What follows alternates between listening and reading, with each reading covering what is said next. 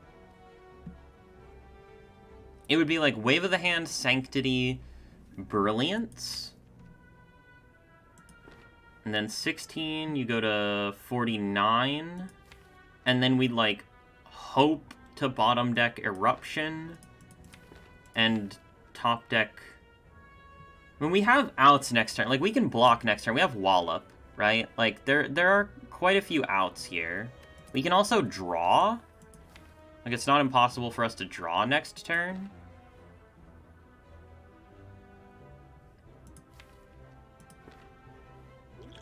I wonder if we need to use the Dexterity Potion now.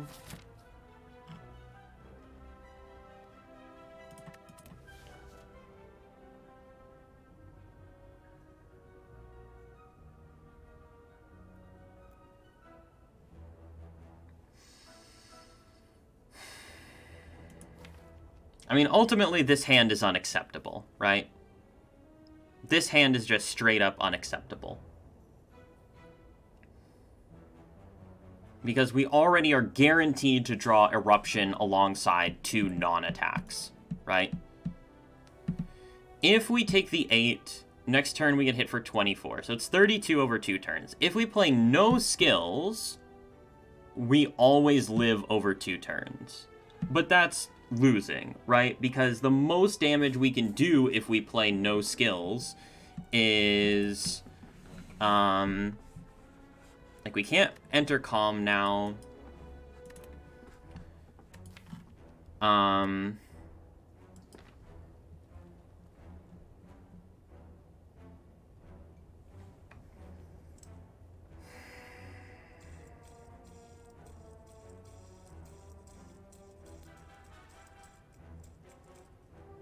We can't enter Calm right now. So we won't have that going for us next turn, right?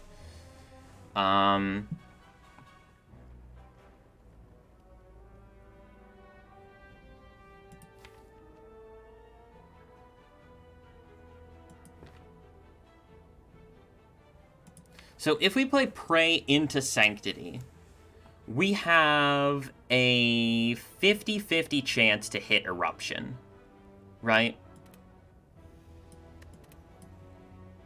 Yeah, we have a 50-50 chance to hit Eruption. But I think it's the only line. Because...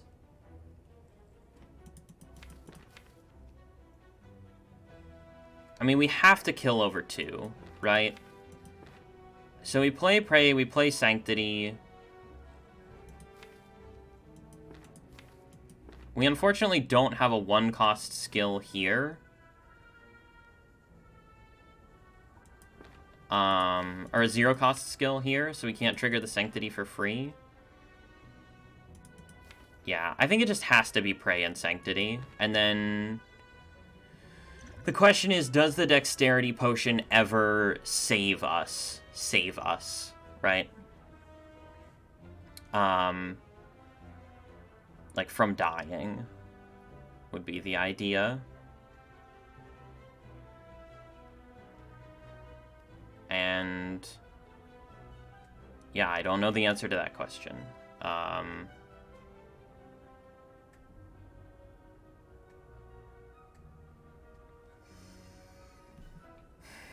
Prey, Sanctity, Brilliance seems to be the only line to me. And it really doesn't matter, like...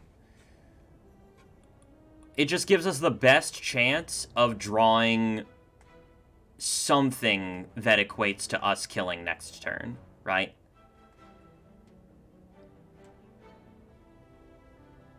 And I don't think that...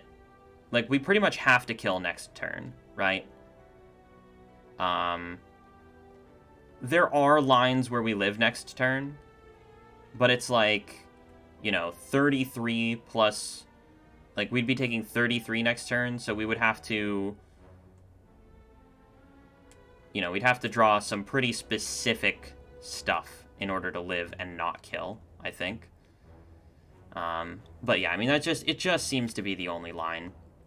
Because, like... okay, we play Prey, this does 20, goes to 45. So, like, Eruption plus Consecrate, 9, 16, 25. So, Eruption, Consecrate, like, Wallop is not quite a kill. Yeah, so we pretty much have to find, like, the Divinity cards next turn.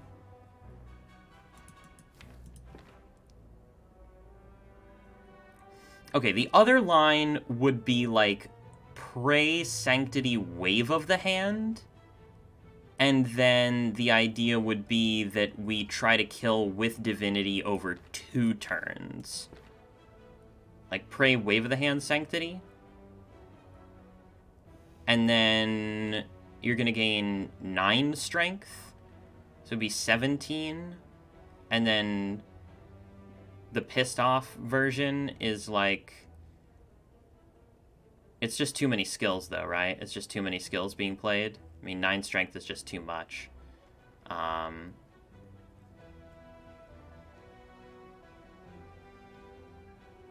Right? Yeah, I mean, it just has to be. It just has to be too much.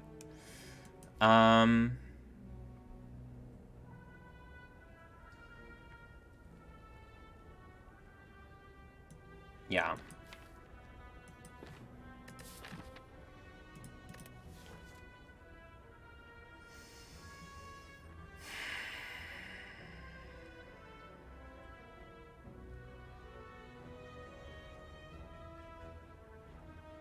Yeah, I mean, 20, 38 weakens to, yeah, I mean, it's just too much. We have to go for the kill.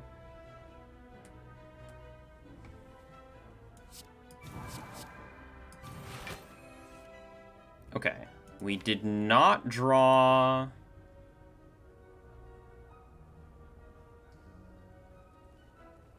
We did not draw Eruption, which is good.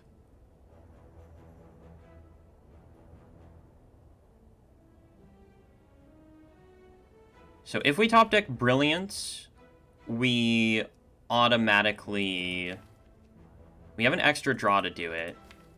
If we top deck Brilliance, we automatically kill next turn. We always die. The only question here is, do we maybe want to play Prostrate after Brilliance? With the idea being that we could potentially play Sanctity next turn.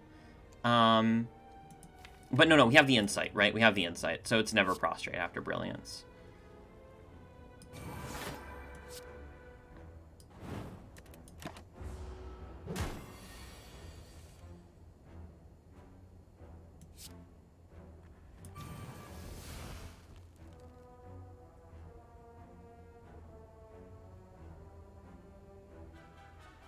Okay, so we're Divine, and we win.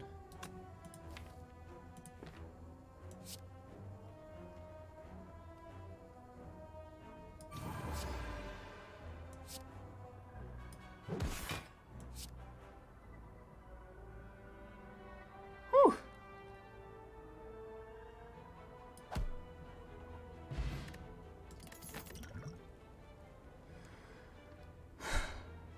All right. Yeah, you say never punished, but there were a lot of draws that won us, that won that fight. There were a lot of draws, and we actually got, like, incredibly unlucky on the first cycle through of the deck. We drew literally all of our damage cards before Eruption, and we drew Eruption on the third turn, right? So, yeah, very, very, very unlucky draw there. And we still only took, like, what, 13 damage or something like that? So, yeah. We get a Swift Potion, which is very nice for helping to potentially iron out this fight if it goes awry. I don't think we want any of this. Just Lucky just slows us down. Yeah, no, I don't think we want any of that. Okay, Blue Slaver should be an absolutely manageable fight for us. No Eruption here, though.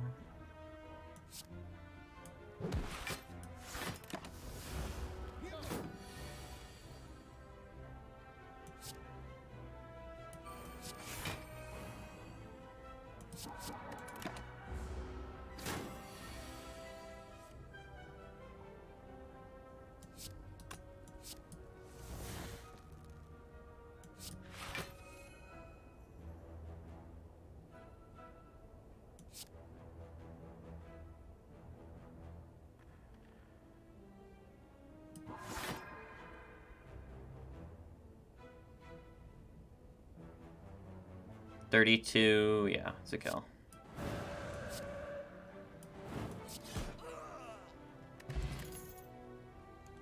Okay, now here are some cards that we can think about taking. If I was going to take anything here, it would probably be Cut Through Fate.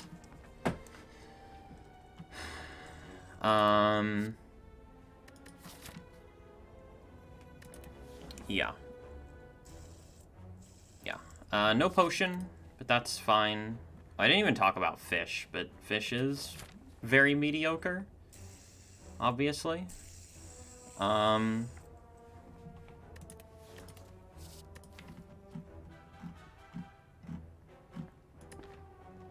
this slime boss could potentially be pretty awkward.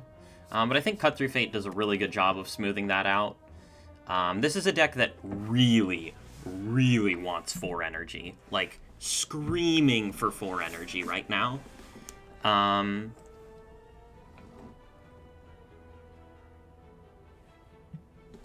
But yeah, I think Cut Through Fate is just what we need here. Flurry of Blows doesn't really do that much. We need to be able to draw into specific stuff here. Okay, so at least this fight is free.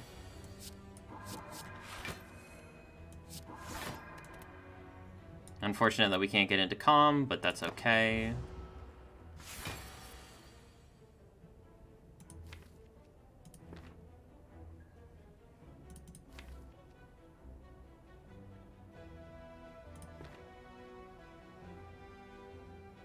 We're going to keep the Insight around. And yeah, we want to... Drawing through the deck is the name of the game here, so we don't want to open up on this turn.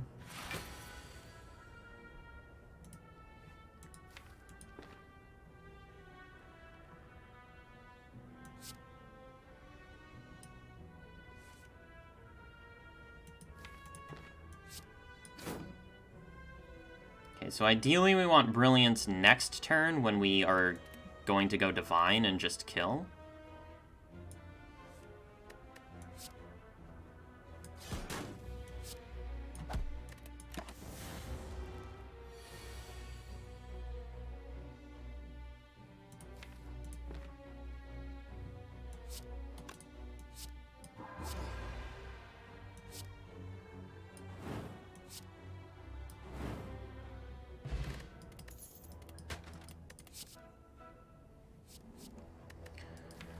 Okay, do we think about Mental Fortress here? Mental Fortress is basically Watcher's strongest block scaling card. And we do have the Empty Mind, so we're not completely devoid of stance switching here.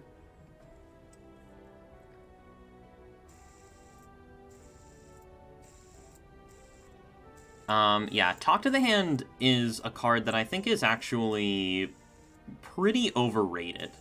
I genuinely believe that Talk to the Hand is massively overrated by most people. Now, that is not to say that it's bad. Talk to the Hand is an amazing card. It's just that when people talk about Talk to the Hand, they talk about it as if it's like this, like the god card, like the best card in the whole game, right? And that's just not the case at all. Not even close, right? Talk to the Hand is very good, but it's really nowhere near like the best cards in the game. And it's not even Watcher's best block card. Mental Fortress is Watcher's best block card, right? The issue with taking this Mental Fortress, and we definitely take Regen Potion over Dexterity Potion, by the way. The issue with taking this Mental Fortress here is that we are putting ourselves in a position where we are not great in shorter fights, right? Like, we're really not super strong in Avocado, not super strong, like... If we find an Energy Relic, we're in a great spot here. But if we do not find an Energy Relic, we are, yeah, quite iffy. I mean, Pyramid is also pretty good. But, like, you know, the deck is pretty big. 16 cards, I mean, that's a lot, you know? And especially when we don't really have divinity right away here, we kind of have to work for it. We have to draw, we have to play Prey. Every time we see Prey, we have to play it, basically. And then we have to draw back into it, which, you know, is not easy to do, especially here in the Slime Boss fight. Like, this is actually a Watcher deck that has potential to struggle against Slime Boss, which is pretty crazy that that's even a thing. But it is. It is genuinely a thing. We do have the Swift Potion, though, that can help to iron that out. What's up, Sandman? How's it going? Yes, Wave does make talk better in this run specifically. It's true.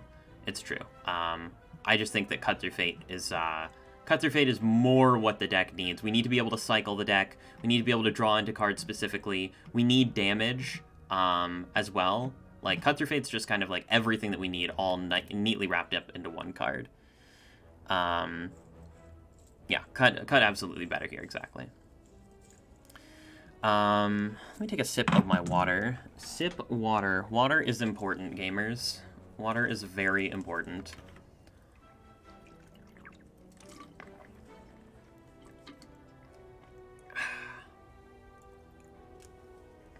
I'm out of water. Oh no. We will be replenishing the water after the Act 1 boss. Either on the rare card screen or the boss reward screen, depending on... Well, usually probably would be the boss reward screen, because the rare card screen is usually not a difficult choice. It's just like, is there Scrawl or Vault here? Okay, cool. I'm gonna click one of those, and if not, it's a skip, and then you just move on. So yeah, we're basically in a position where any energy relic is amazing, right? Any energy relic just completely bonkers.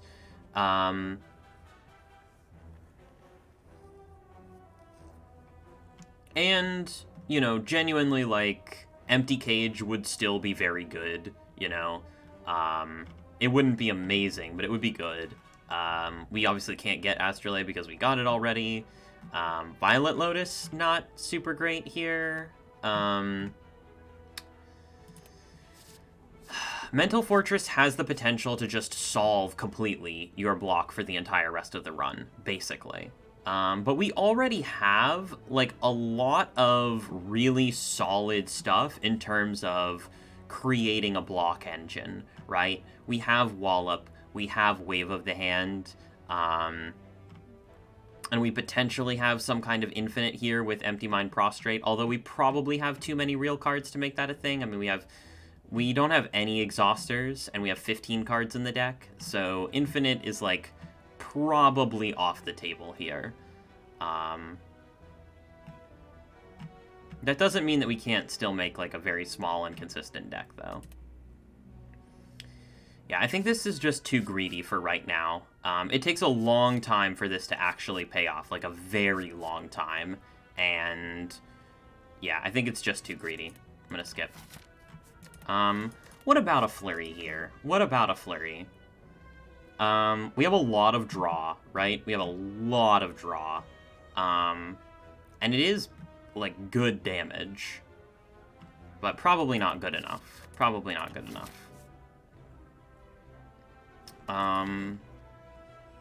Okay, so we need to upgrade Prostrate, we need to upgrade Empty Mind. I think that the Fusion Hammer question is the question that we ask ourselves right now. And the Fusion Hammer question is obviously, if we have to pick Fusion Hammer, which one of these do we care more about being upgraded for the rest of the run? Because right now, currently, in order to get into Divinity, we have to play Pray twice and Prostrate once. But if we upgrade Prostrate, it means we can play Prostrate twice and Pray once. And that's a big difference, right? That's a huge difference. But Empty Mind being an extra draw is also quite massive. I think it's Prostrate, though. We have a lot of draw already. If we didn't have, like, Sanctity and Cut Through Fate, I would probably go Empty Mind, but I think it has to be Prostrate.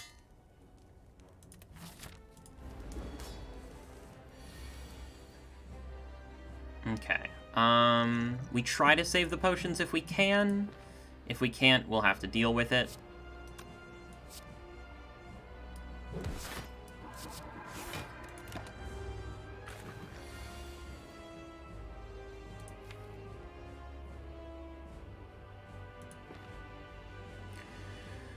Okay, so this turn we have...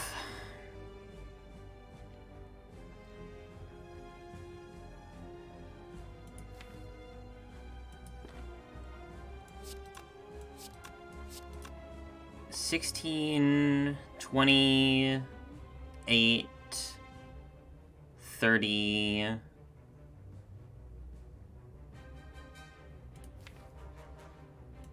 $7, so Brilliance is doing 46. Oh my god, that's disgusting. No water channel reward? No, unfortunately not. Yeah, I mean, it's always just this, right? Like, there's no thought that needs to happen here.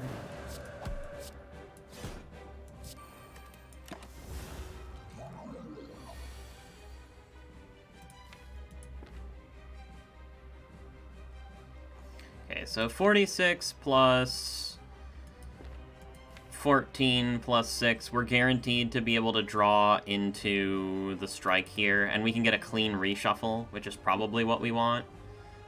This is 60, and then, so 72, which is a pretty reasonable split. And we have Swift Potion. It's technically possible for us to break completely, but highly unlikely, especially when both of our Divinity cards are also exits here.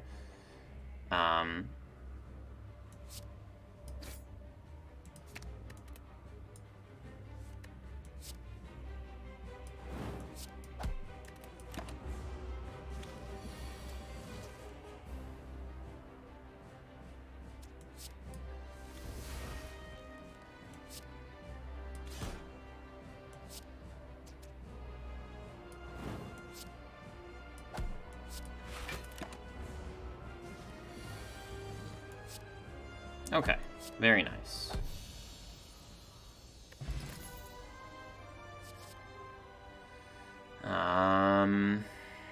Establishment? No. Judgment? No. Spirit Shield? No. Pretty easy skip. Okay. Wow. No energy, which definitely sucks. But yeah, very interesting relic choices here. Very interesting relic choices. It's never Star. It's definitely Cager Box. What's up, dude? Yep, Mantra deck indeed. We have a lot of money, by the way. A lot of money. So, you know, the beginning of Act 2 is definitely looking pretty good for us. Yeah, this is gonna be a massive evaluation, and one that I would like to do after a short break. My simulation says that P-Box is 3x Brilliance. Interesting. Interesting simulation. Yes, I will be back shortly.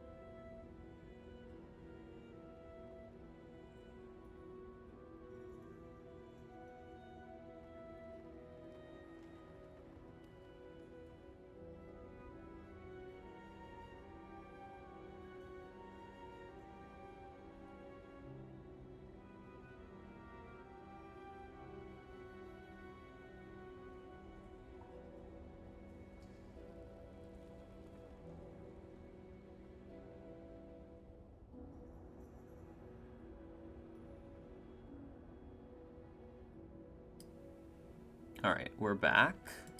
Boom. Alive and well. Okay. So, yeah, we did not find an energy relic, which is very awkward going into Act 2. We're gonna have to take Act 2 and be very conservative, I think. Yeah. P-Box, no transform can ever give you a green card without an egg. The only way to get green cards without an egg is to see them in card reward screens. Stuff like the library will never have upgraded cards. Unless you have an egg, right? And then the only way to see them is, yeah, obviously not in Act 1, and I don't quote me on this. I think it's 15% for, on Ascension 20 anyway. I think it's 15% for a card to be upgraded in Act 2, and then 25% for a card to be upgraded in Act 3.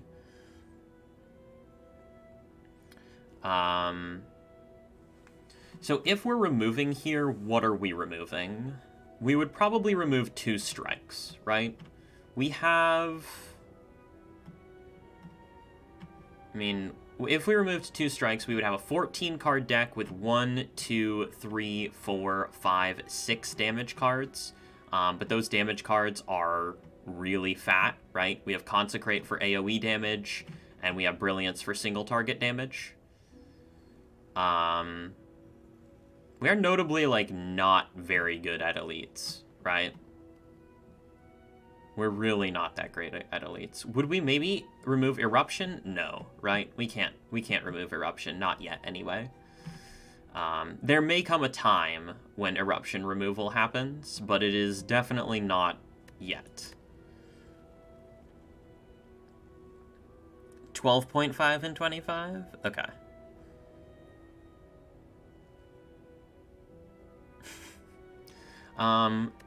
If we P-Box, it gives us a chance... We gotta do the P-Box evaluation, right? Let's do the P-Box evaluation. I think that's actually very, very important and relevant here. Yeah,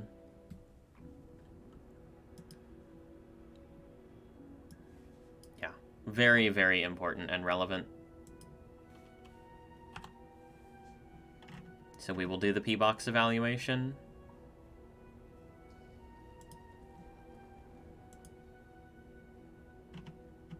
Okay. Switching over here. Okay. So, Bowling Bash is a better strike. We'll do,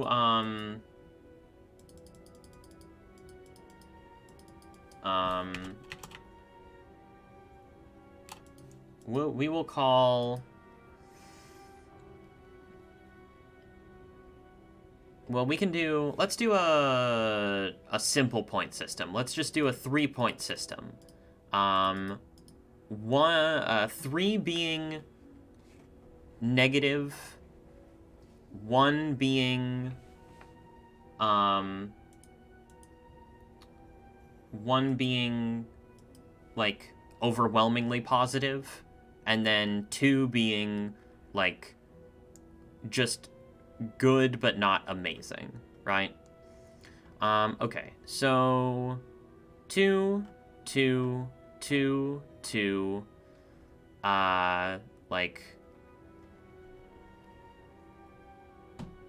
2, 2, 2, 2, 2, 2, 2,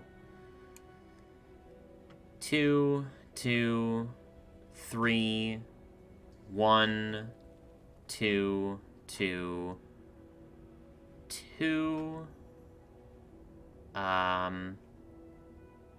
2, 3, 2, 3, 2, 2, 1, 3, 2, 2, 3, 3, 2, 3, 1, 2, 3. I'll put this at a 3. 1, 2, but this is pretty marginal. I guess this is a 2. It's like barely. 2, 2, 3, 3, 3, 3, 2. Well, probably put this at a 1. This is still a 1. 2, 3, 2, 3, 3, 1.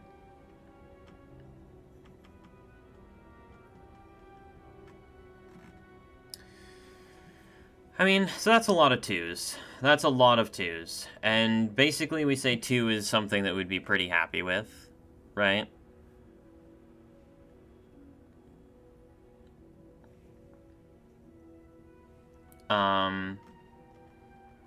Let's just finish.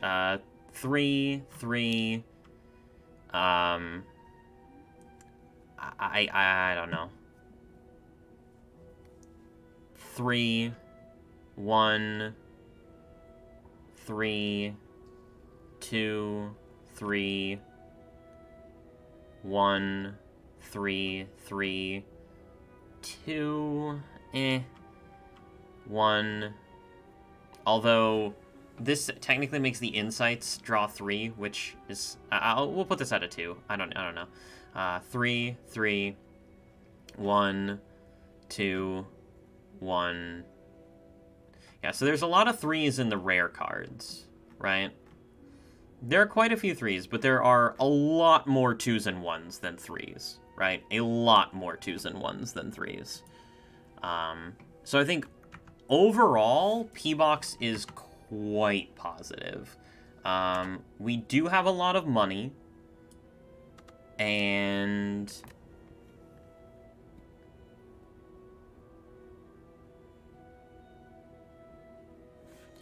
right.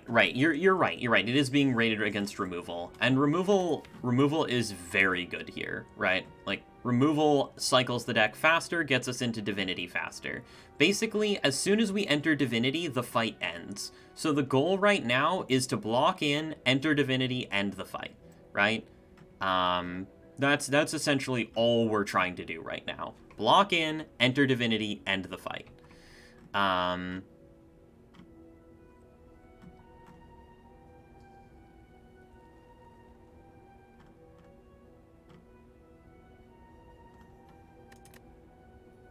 Cage is the known quantity, right? We know exactly what we get. Oh, wait, fish, though. Hold on. What about fish? P-Box is 45 gold. Damaru is good here? Yeah, Damaru is amazing here. P-Box is 45 gold. Or 36. I'm stupid. Yeah, 36. 9 times 4 is 36. I don't know why I was counting Ascender's Bane. I was just like, oh yes, look, 5 cards. No. Yeah. 36. Which, I don't know. 36 gold is not a lot, right? It's pretty negligible. I mean, we're going to... So on average, this probably gives us 1 card that's really good, 1 card that's bad, and 2 cards that are, like, mediocre. The card that's bad gets removed right away, because we're going to a shop right away, right? The really good card is really good and very helpful for us, and the 2 mediocre cards are just better strikes and defense. I think this is P-Box. I just think that it gives us more value than the Cage right now. Because it's not like we're going... It's not really like we're trying to... Like, shrinking the deck is good, right? It's certainly good. But the deck... There's no reason that this deck needs to be small, per se, right? It really doesn't. It really does not. But God, 4 transforms does feel kind of garbage. But that's okay, right? Like that's really not that bad. Yeah, I mean, we don't even mind. Like, honestly, we haven't spent any money on removals, right? So the gold softens the blow, exactly. We haven't spent any money on removals, so, like, we would be removing anyway, most likely, right? Well, yes and no. So the idea is that a divinity deck needs support around it, right?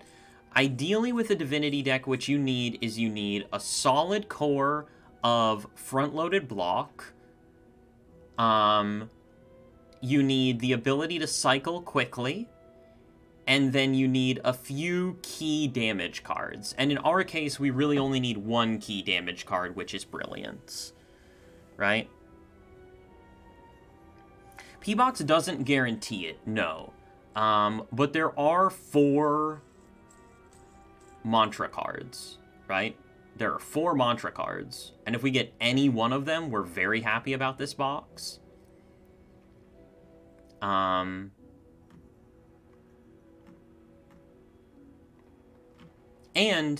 even if, like, the point is that we're clicking any mantra card that we see, right? Any prostrate, any pray, any worship, any devotion, all of them are getting clicked here, right? Yeah, I think it's P-Box.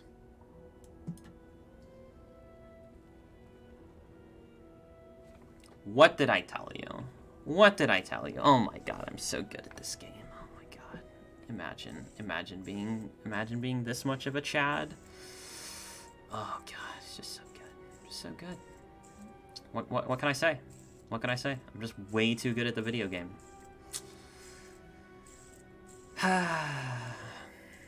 It's just too easy. It's just too easy. Alright, now if I lose this run, I'm gonna look like an idiot, but empirically the correct choice, according to this screen. Exactly. Meditate is super pog here, by the way. Meditate is basically another divinity card. And Inner Peace being some energy generation is kind of exactly what we need. Just an amazing, amazing outcome. Really, truly. Okay, so we already beat the boss. We do not have access to an early shop, which is very bad. Very bad. Elites are scary, right? Elites are somewhat terrifying. I see the question marks as being very positive here. Apparitions are amazing. Like, basically we win the run if we get apparitions.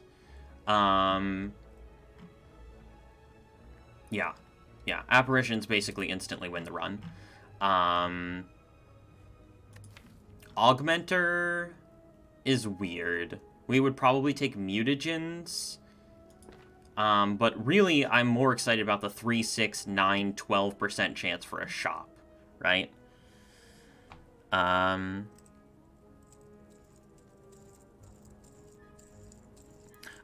So the idea is that we are kind of slightly above that quote-unquote critical mass point that you want to be at for being able to cycle these cards, right? We're just slightly above that. And because we're slightly above that, we are not really, like... We're incentivized to make the deck larger rather than to continue to pare it down. We also need to continue to take other cards that are going to be support cards, right? So, like, the deck necessarily needs to become larger. And so, because the deck necessarily needs to become larger, the presence of more divinity is essentially necessary. Now, though, that we have, you know, Inner Peace, Meditate, like, this whole Shamil going, it's a little different.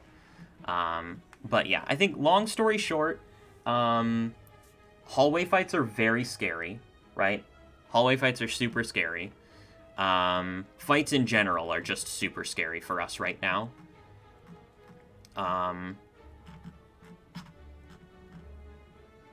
But, like, the second we hit apparitions, we just instantly win the run.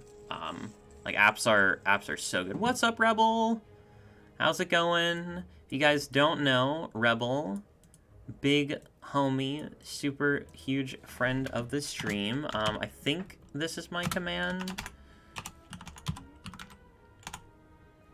I'm doing great.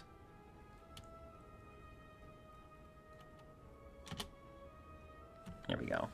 She's awesome. She does, like, mostly been streaming, what, like, just chatting recently and, like, cooking. And her streams are super fun. Always a good time over there, so definitely go check her out. Everything is scary until you go infinite. Yeah, well, it's mostly just about the fact that we don't really, like, it's mostly the fact that we're on 3 energy. The minute that we get 4 energy, we're insanely strong. And in every boss fight, we're incredibly strong. Like, we could probably take this deck as is, and we could kill, like, with health, we could kill Act 3 bosses, no problem. We might be a little bit slow for the heart, but, like, with health, we kill Act 3 bosses, no problem.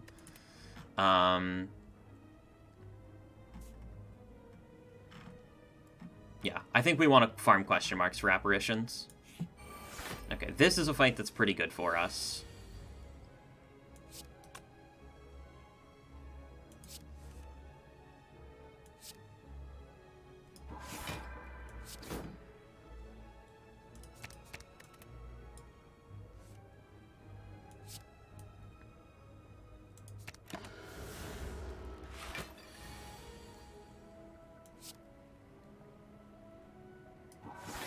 Basically, any fight that doesn't attack us on turn 1, we, like, instantly win, right? Because we can just do this.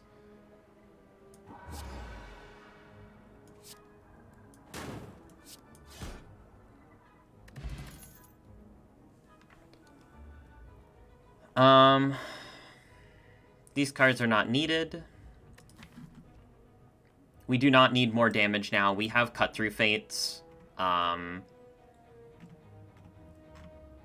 Yeah, we also really want upgrades, which is a bit awkward considering that we would have to just send it into the Spicy Elite in order to get an upgrade, in order to get double upgrade here. But that's probably not even that bad. We'll be very healthy, so, like, most likely it's okay. Yeah. You don't usually do divinity, but we astrolabed into Brilliance Prey Wave of the Hand and got a prostrate on floor 2. So, yeah, we were basically just spoon-fed divinity here. I mean, it just made sense, you know? Yeah, my old flame. Many of you might not know this, but if you've been watching me since I, like, first started playing, I used to play exclusively Watcher, and Divinity was, like, my thing. I basically, like, nobody thought that Divinity was viable at all, and I basically, like, went Divinity a lot, and I showed that, I mean, Watcher in general is just incredibly busted, and I showed that Divinity can also achieve, like, if you are playing towards Divinity, you can also achieve a very high win rate doing that. But the TLDR of Watcher is that you can achieve a very high win rate no matter what you do, basically. No potion is very good. We have full potions, so yeah. And we just don't need these. They're very, very unnecessary here. Oh, no, no, no, no, no, no, no, no, no, no, no. No. This is, This is,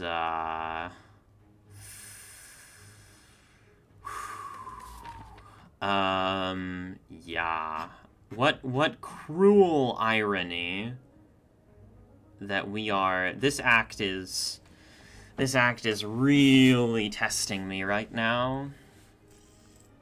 Really testing me.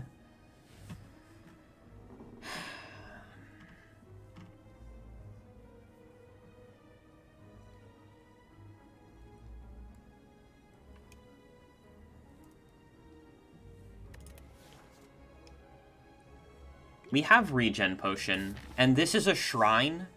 It's an Act 2 specific shrine, so it's easy to confuse this for an event. But the reason that you don't see this very often is because it's an Act 2 specific shrine, which means that this is very likely to be a combat. So we'll have a 50% potion chance in this combat, and we can utilize the regen potion to gain back some of our HP. Colorless card to the brink of death gaming? Yeah. I am not so sure about that one, Chief. Yeah.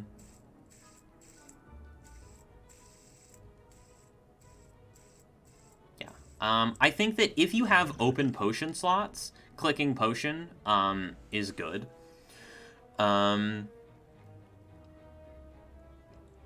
You always have to click here, right? So we're guaranteed to lose 6 HP here. We're guaranteed to lose 6 HP.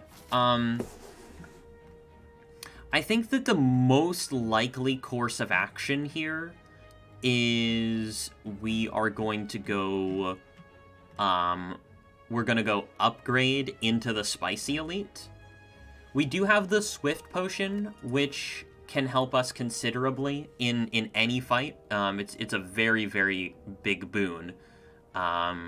In any fight that we do. And the Meditate upgrade, which Meditate will absolutely be our first upgrade, is massive. Massive, massive, massive upgrade.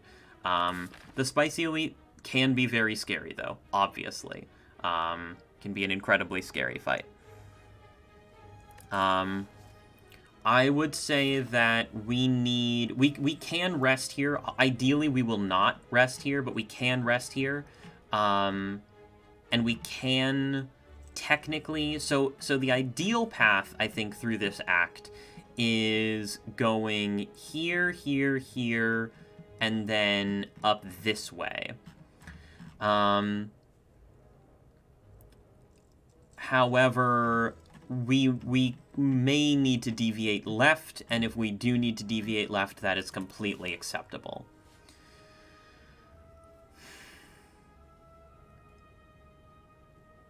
We're very healthy right now, and we have the regen potion.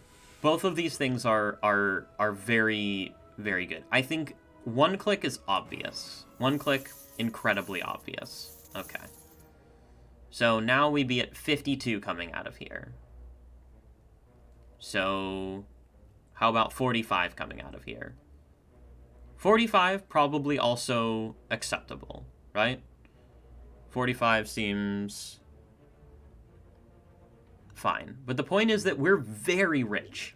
We're very rich. And not only are we very rich, but we are incredibly well set up for the late game already, right? If we just get an energy relic here and like a couple of support cards, this deck is crazy strong in the late game, right? So we really do not want to be tempting fate here in any way, right? Like any amount of tempting fate is just, you know, very bad. And like we also have, you know, potential golden idol event coming up here that's gonna just take a huge bite out of our butts. Also, this fight could be like avocado or double thief, and that's very scary. I think we click this one more time and no more. I think 45 is an acceptable range. And I do not want to get greedy. It is very possible, by the way, very possible that we could click this 2, 3, 4 more times and be okay here.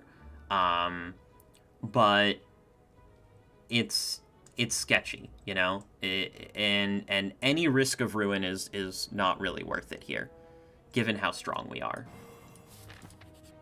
Okay, it is Chosen. Chosen is a very good fight for us. We will pop the regen potion here.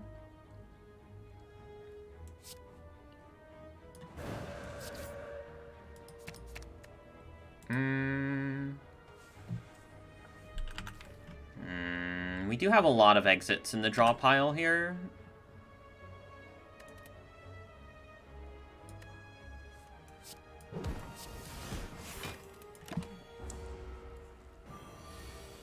Okay, and we're not even getting attacked.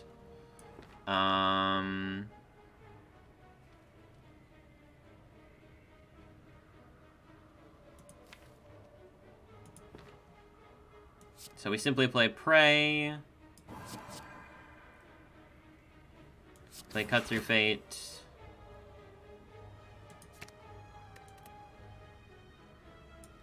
We draw like so. And we meditate Prey.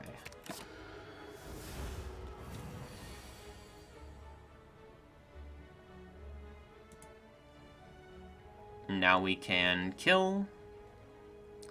There is some consideration to be made for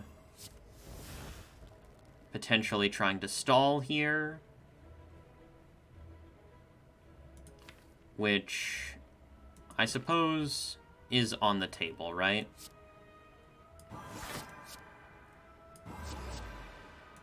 Well, okay, we have 3 dazed in the draw pile now.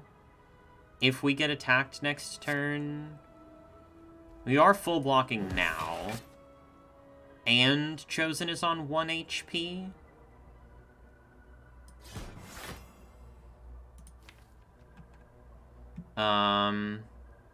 But there is certainly potential for risk of ruin, right? Certainly potential for risk of ruin. With 3 dazed in the draw pile.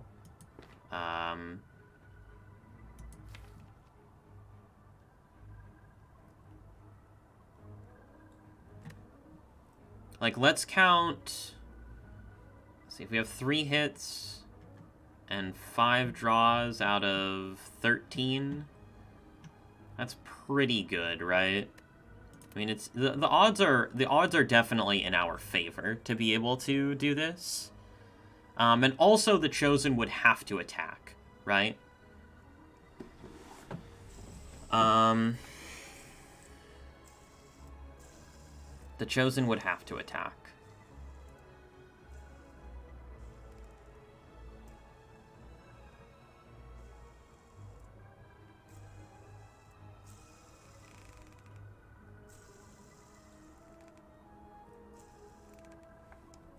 Have you guys ever noticed this art?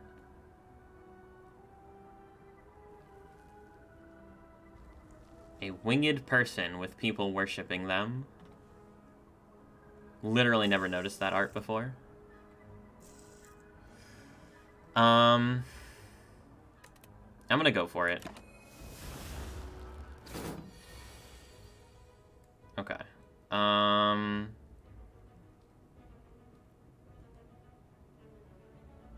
Let's just get out of here. Okay, we do get potion replenished. And we have a potential Protect Plus on offer here. I don't think that a second inner piece is good. We have a lot of draw already. And we have... The divinity package is energy generation, right? With the amount of draw, like, we have double Cut Through Fate, Empty Mind, Sanctity, and the Insights. And Meditate. Meditate is also a draw card. Now, what about this Protect? It retains, and that means that it's not entirely equivalent to being a card in the deck. It's a card in the deck in the first cycle, but not after that. This gives us the ability to... It is upgraded. I don't think that I would even be close to considering this if it was unupgraded. But upgraded, you certainly have to have to believe that this card can be legit, right? I mean, it's fairly efficient block. 8 for 1 energy is, like, decent. It gives us the ability to front-load block, but maybe that's just not even good. Maybe we just don't even need to front-load block at all. Yeah, maybe we just want to make the deck as efficient as possible at getting to divinity.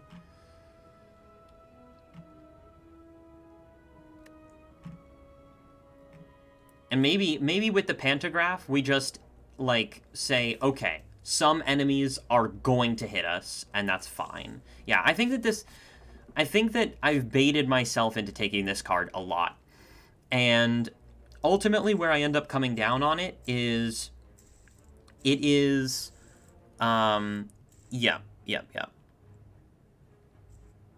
Not picking a green card is almost criminal. Well, that's usually in the context of non-watcher characters, right?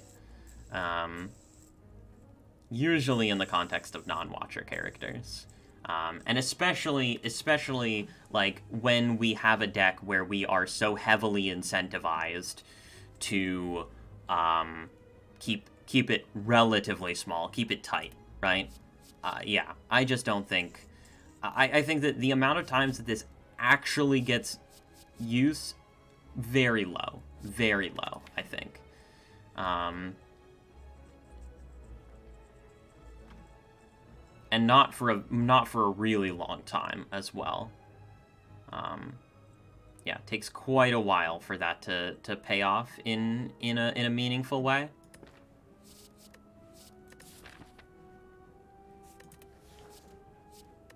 I mean, having one of these in the deck, like just one, can't be that bad, can it?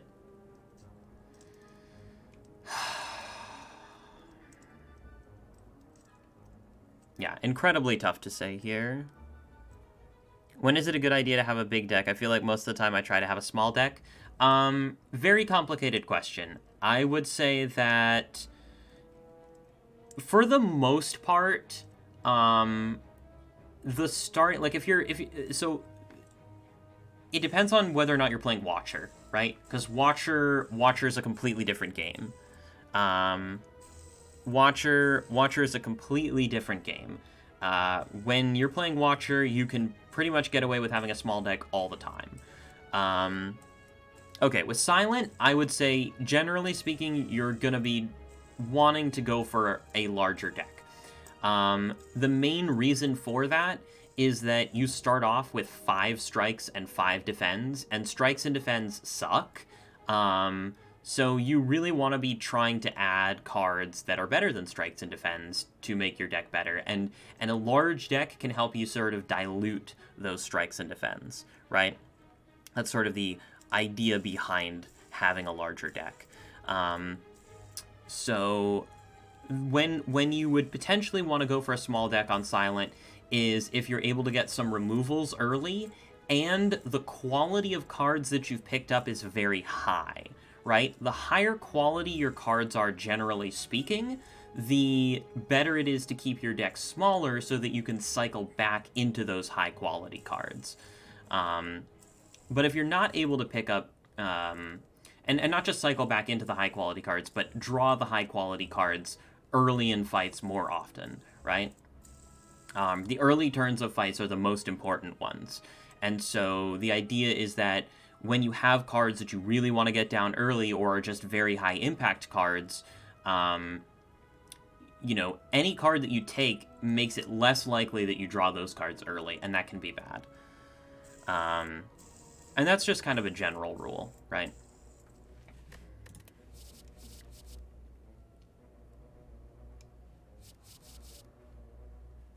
I mean, Protect does allow us to do something which we cannot currently do, which is block for a significant number. We need to wait until Wallop is upgraded, and then we can block for 36. Well, we can block for a lot more than 36, right? Because, like, Prostrate blocks and Vigilance blocks and Yeah, I mean, we are, and Talk to the Hand also blocks, right? We are somewhat limited, in terms of our full block potential at the moment. But there are many things that can change that. And honestly, there are very few enemies that will actually demand that we block more than Divinity Wallop. Like, none of the Act 3 bosses, really, because we also have weakness, right?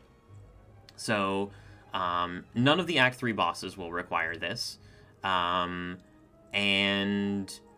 none of, like, the Act 4 elites, we're going to have to find a solution to kill them very quickly. And the heart, like, the heart requires more, right? And that's the only enemy, right? I mean, we kill everything so fast. Once we have our engine online, this brilliance is just going to absolutely shred everything. You guys are going to get... This brilliance is going to get super, super disgusting. Yeah, I think that it is a very long time before this is even close to being relevant. Thanks for that follow, friend. It's a very long time before this is even close to being relevant. And we are probably going to find just better stuff than this before that point.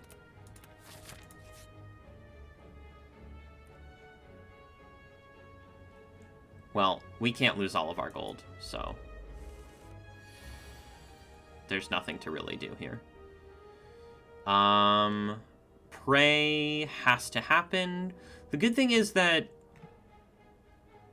yeah, pray has to happen. Meditate on pray has to happen. Antelope, thanks so much for gifting another sub. Appreciate you. Congratulations to Armadillo. I'm not even going to attempt to pronounce the last part of that. But yeah, minus 600, I think not, right? I think we're just taking 12 on the chin here. Sucks that we don't have Brilliance right now. I think we do need to meditate the Prey. Yeah, it's definitely Pray, Meditate, Pray here. We could consider Swift Potion this turn. I really want to save that for the Elite, though.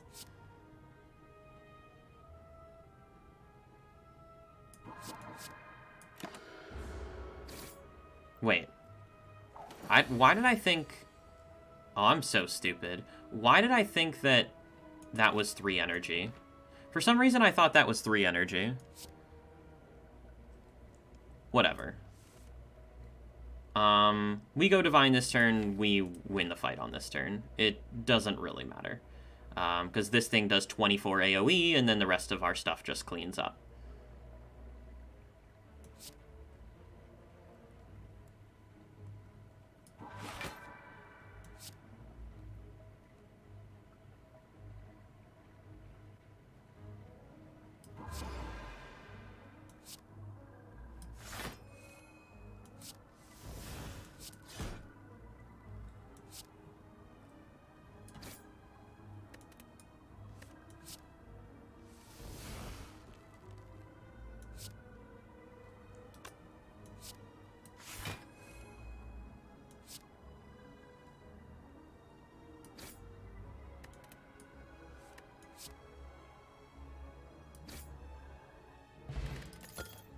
Okay, the red mask is actually quite nice, because as I have said, the only thing that we really care about right now is enemies attacking us on turn 1. If we're not getting attacked on turn 1, or if we have reduced damage being taken on turn 1, we're very happy. These cards are not really cards. Meditate Simmering Fury, normally a combo, but we have plenty of draw right now, and we are not very much interested in Wrath at the moment. Why don't kill Bear first? Well, we were just killing them all at the same time, right? So it didn't really matter. Like, we weren't going to kill any of them on turn 1, and we were guaranteed to kill all of them on turn 2. So yeah, it just didn't really matter. Garbage. Yeah, pretty much complete crap.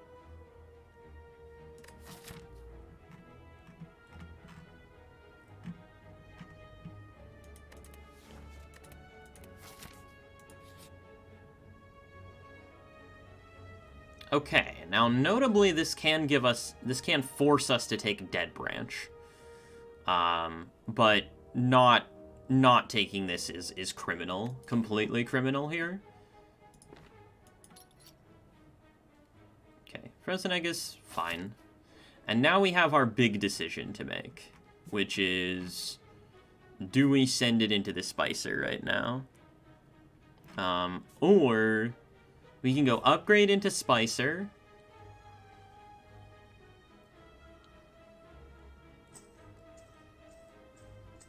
Yeah, it was turn 2. I mean, and like this deck isn't slow. It's not slow at all. This deck is actually really fast. It's just, you know, turn 1, we're not really accomplishing much, right? Usually, we're not really accomplishing much on turn 1. It's like, we need 2 turns. And most of the time, the fight ends... If we can meditate on turn 1, the fight ends in 2 turns. If we can't meditate on turn 1, then probably 3 turns. We have 2 potions, and I'm willing to use both of them here if necessary, obviously. I do think that the upgrades are absolutely massive. Empty Mind really wants to be upgraded. Meditate really wants to be upgraded. Wallop really wants to be upgraded. Talk to the Hand really wants to be upgraded. The Cut-Through Fates are also good upgrades. Even the Vigilance is, like, decent. So, yeah. I mean, the upgrades are massive. I think upgrades are just so massive that we probably... Like, we might skip 2 elites for 2 upgrades. Probably not. Certainly 1. And getting the Spicy Elite out of the way, freeing up our Act 3 pathing, I think is pretty crucial. So, yeah. Like that quite a bit.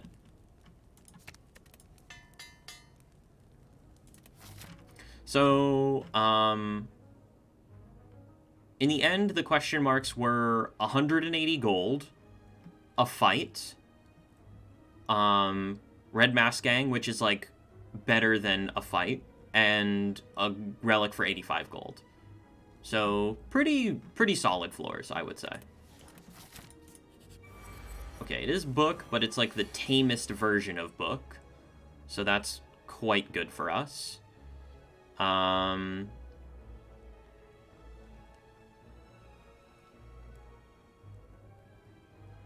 think this is just Vigilance Prey here. We could think about Power Potion.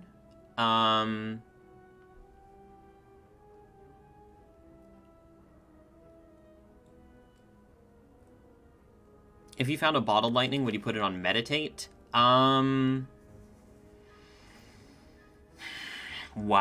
What a question. Holy moly. That is actually a really, really good question. Yeah, I mean, my immediate instinct would be Empty Mind, but there's actually definitely potential for Meditate to be the correct answer there. Wow. Yeah. Yeah, I think this is just Vigilance Prey.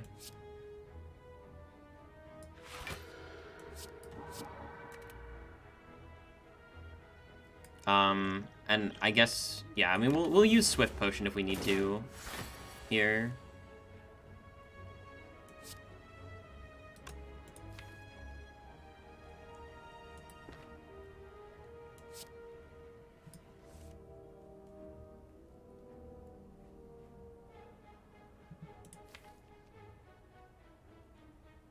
Alright, so Eruption, Consecrate, Wallop, Meditate, Pray, and like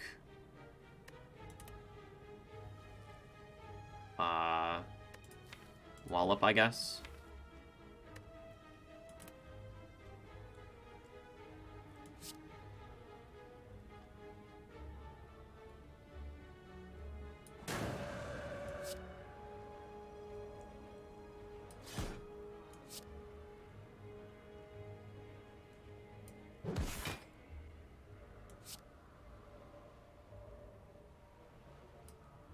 Pray for sure.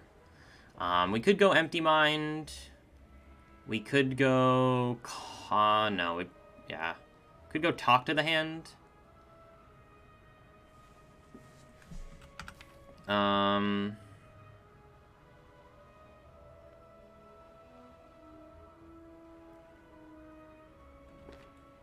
mean, ultimately we want to just be able to pump energy into damage, right? And block. So yeah, we'll go Wallop.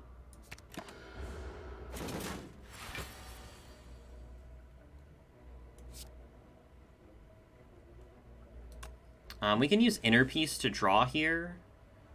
But the problem is that if we do that, we're shuffling out Pray and Prostrate. And that's most likely unacceptable.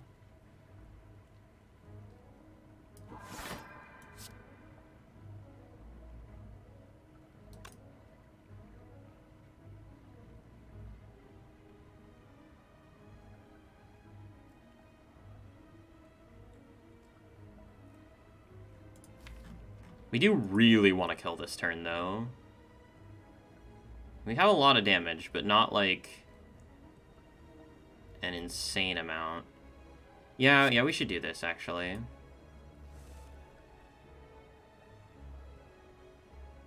Now the question is... we play the inside first, right? Okay, now we just win.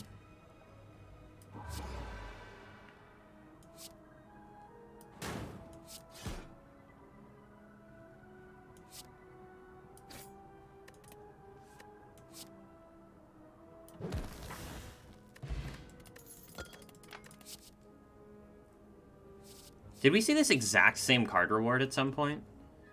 I feel like we saw a very similar card reward. Maybe it wasn't this exact same one, but... Battle Hymn, certainly not. Third Eye, Empty Fist, garbage. Distilled Chaos can hit... Meditate. Every other card is probably fine as a hit.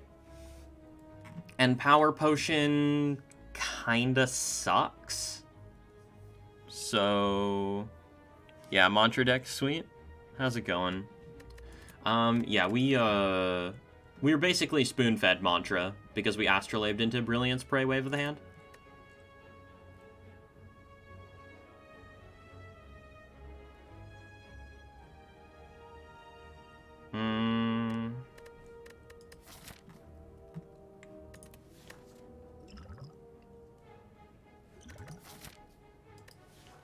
Yeah, I mean, if it hits Meditate, it's bad, but, like, every other case, it's probably much better than Power.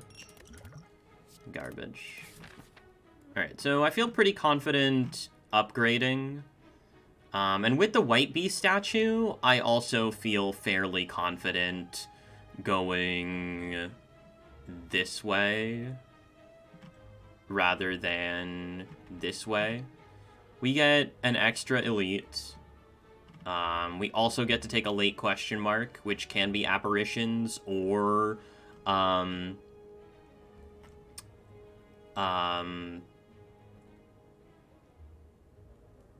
I saying?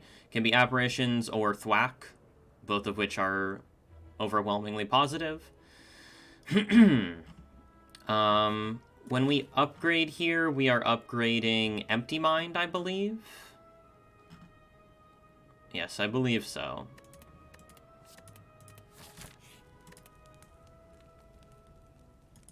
Could be Wallop. Wallop, of course, being our best block card. I mean, everything wants to be upgraded, but... yeah, just raw draw is super important. I suppose... well, yeah, we're always going left, right?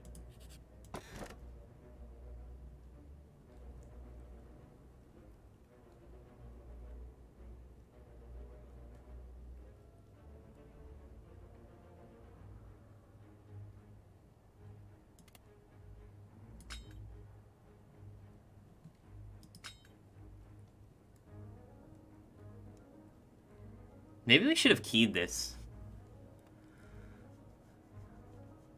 Like... legit, it's not even that good. It's genuinely not even that good.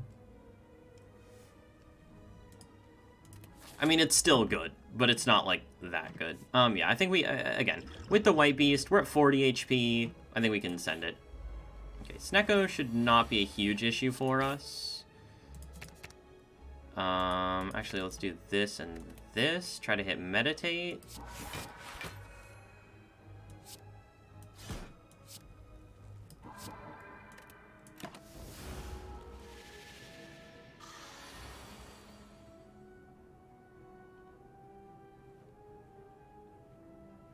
Oh, right. Snecko Insights. It's pretty cringe. We should probably use a potion here.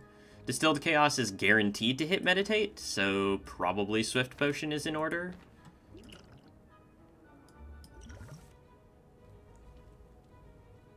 Wow. Super cringe costs. Holy moly. Yeah, that's rough. Is this a both potions kind of situation? I mean, this is... these costs are very bad. Like, if... Yeah, I mean, the costs are just awful. I mean, not having a potion going into this fight is terrifying, right? I guess we do have White Beast, but, like, still... I'd probably rather take... Well, we're only taking... We would do, like, Vigilance, Talk to the Hand, Brilliance here, I guess.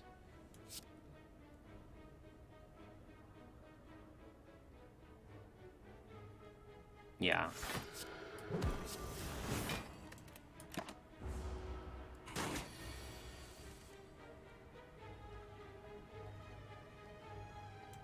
Okay, so we enter Divinity, and we win.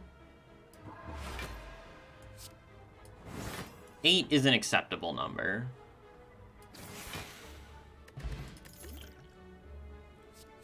Okay, with 3 energy, with double cut-through fate, with shuriken. What do we think about a weave here?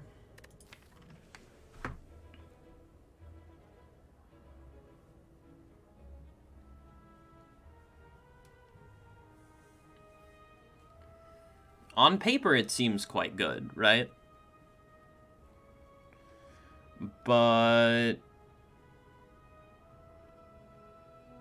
yeah, usually you would say that. But the problem is that this deck, specifically, like, when you're evaluating how good something is, you need to look at what your deck is good at and what your deck is bad at. And right now, our deck does not struggle at all to deal damage. We are incredibly good at dealing damage. What we're not so good at is dealing that damage immediately. We need a couple turns to kind of get set up here. So, yeah. Also with Talk to the Hand, and I think Talk to the Hand is probably what sets it over the edge here. I do think that this is going to be positive for us. Especially with helping to deal with these guys, right? Huge. Huge here, by the way.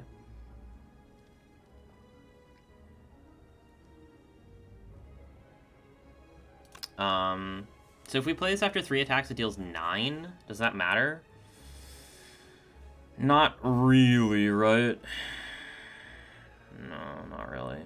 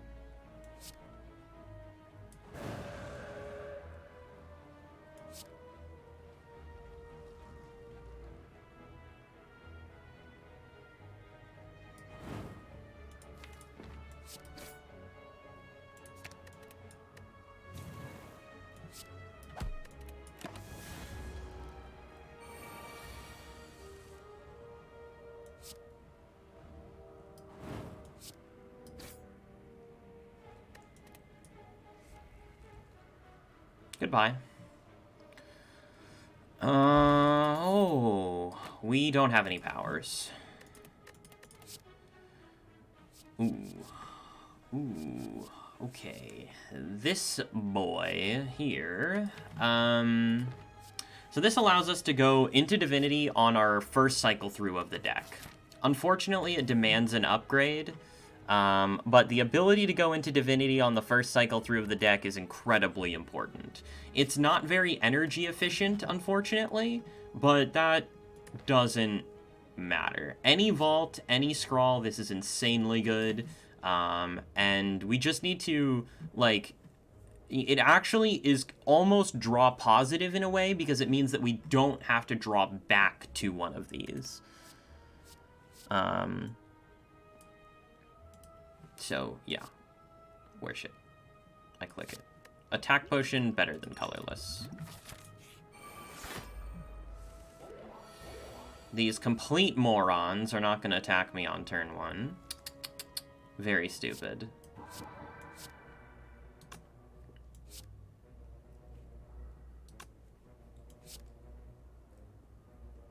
Um, 40. So we can actually kill this one on turn 1 here.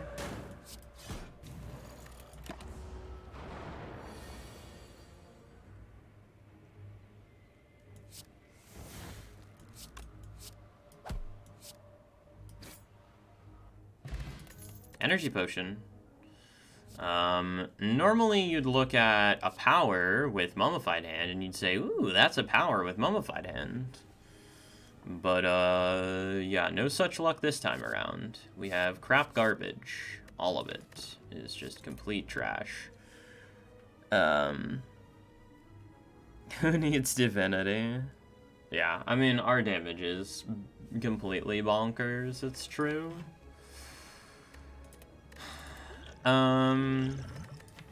But really what we're doing is we're mostly using Divinity for energy. Divinity is for energy more than anything else. And speaking of energy, how about Energy Potion instead of Attack Potion? And, I mean, if you think we're not going to a shop with 651 gold, you're insane. Okay, so we have an option to pick up a Relic in exchange for removal here. And the question is there even a card in our deck that we want to remove? Is there a single card in this deck that we look at and we say, this is a card that wants to be removed? I don't know if there is, to be honest.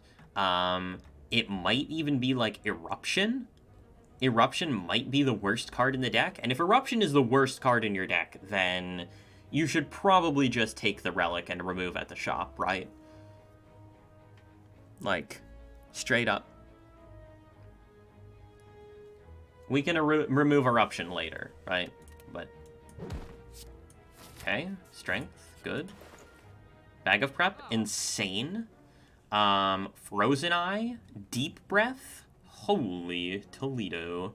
Fasting, no. Let's get rid of this garbage. Let's buy that. That's just completely ridiculous. Yeah, Frozen Eye seems like it could be very good, right? It's gonna make the run take 1,000,000 years, but it certainly seems like it could be very solid. Frozen Eye if we want to win. Well, we're at almost 3 hours into the run, and we haven't fought the Act 2 boss yet, so I would say that we want to win. I would definitely say that I am interested in winning this run. This is actually the kind of deck that Frozen Eye likes. I agree. I agree completely.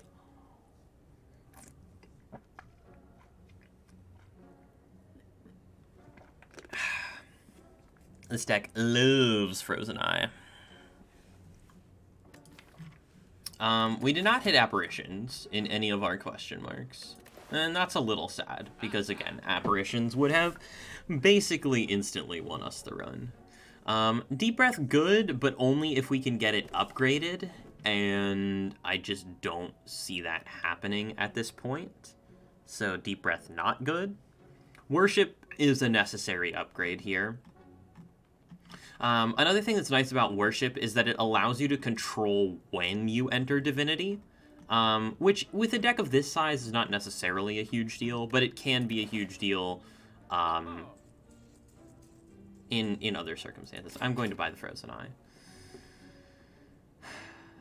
Holy relics in Act 2, by the way. 1, 2, 3, 4, 5, 6, 7, 8 relics in Act 2. Yeah, that's pretty good. Fasting, not on 3 energy. With the Mummified hand, fasting does become pickable if you can negate the downside. Like, if we had orange pellets, I would say, you know, fasting basically just solves our block scaling, probably. Because it augments Wallop. We do really want to get... Yeah, we have so many upgrades. I mean, it's probably like Talk to the Hand, Wallop, Worship are the next big ones here. I think this deck would definitely enjoy a Lesson Learned. Yeah, even just for upgrading like the few ones that we want. Yeah, they're solid relics too. Yeah, like White Beast is really good. Playing top 3 with Frozen Eye is like crazy strong. I mean that's a potion, but I like Frozen Eye is very good. Shuriken is amazing. Mummified Hand like quite solid. Vajra very good. Bag of Prep. I mean we bought Bag of Prep and Frozen Eye, so you don't really count those, but. Yeah, I mean, great lineup of relics, for sure. For sure. And Shuriken actually almost more so a block relic with the Wallop than a damage relic here. I mean, you do consider Weak Potion for the heart, but I think it's a bit early to be like buying a weak potion that we say that we're going to hold for the heart, especially with the White Beast statue, and especially with Wave of the Hand being in the deck. Not super into it, I would say. So there's Deep Breath or Skip here, and I think because Deep Breath demands an upgrade and because we have so many upgrades that are good, I'm going to say no to Deep Breath. And yeah, move on.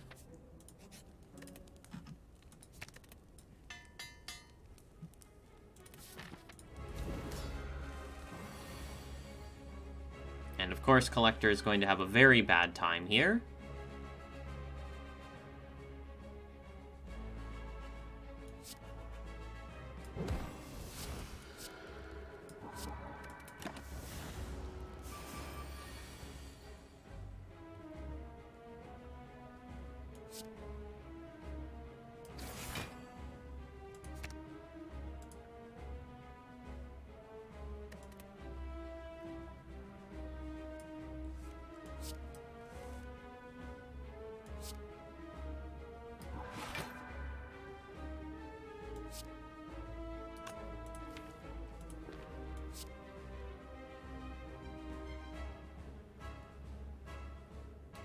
Oh, we can just enter Divinity this turn, huh? Alright, well, sure.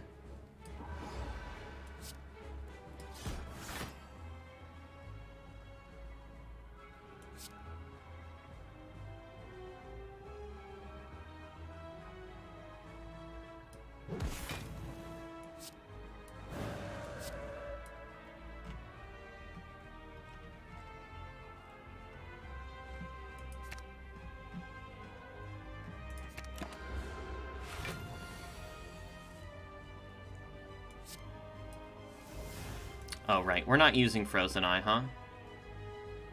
Yeah, Frozen Eye usage is apparently overrated.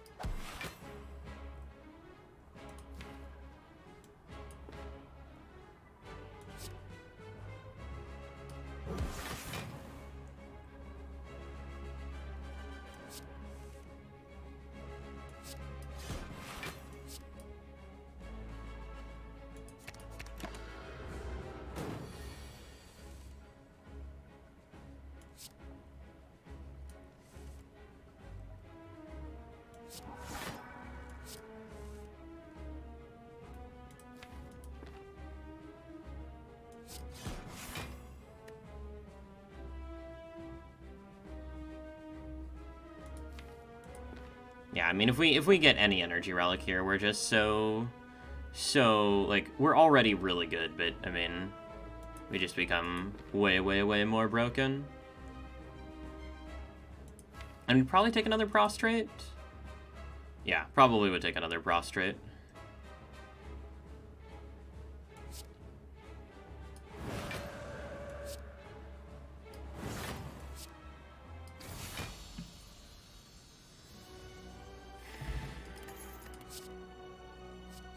Or this.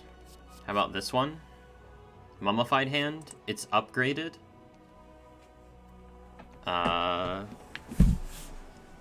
Yeah. It's upgraded. We have Mummified Hand. I'm clicking on it. This is actually my favorite divinity package. Just one of each of the cards that says mantra on it. And we even have brilliance. So, mantra, mantra, mantra, mantra, mantra. And these are the only cards that say mantra on them. Mayhem with Frozen Eye. Yeah, there maybe with the Mummified Hand. We could have thought about it, but it's weird, right? Power Pot, probably better than energy here. Although, I mean, we're always gonna be able to use the energy, right? Yeah, let's not actually. Okay, no energy. Wow. Okay, no energy. But probably just pyramid. I mean, devotion is like a big way towards energy for us here. Yeah, I mean, it's just pyramid. It's incredibly rare, by the way. Incredibly rare to swap, and because we didn't have any energy on the first screen or the second screen. So to put that into perspective, there are only 21. We can do the hypergeometric calculator here. If we go to the hypergeometric calculator, there are 21 boss relics that you can get as Watcher. Or no, is it 20? Is it 20 or 21?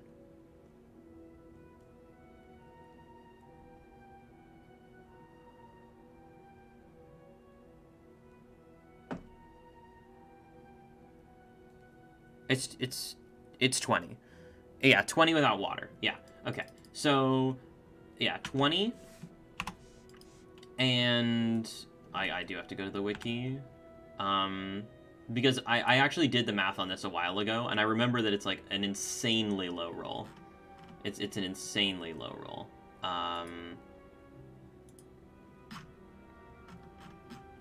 Okay, so energy relics. There are 1, 2, 3, 4, 5, 6, 7, 8, 9, 10. So half of them are energy relics. So if you have 10 successes and the sample size of 7, and the number of successes in sample only 1, there is a 99% chance. It's almost 100%. It's literally 99.8% chance to see an energy relic in 7 relics. 99.8.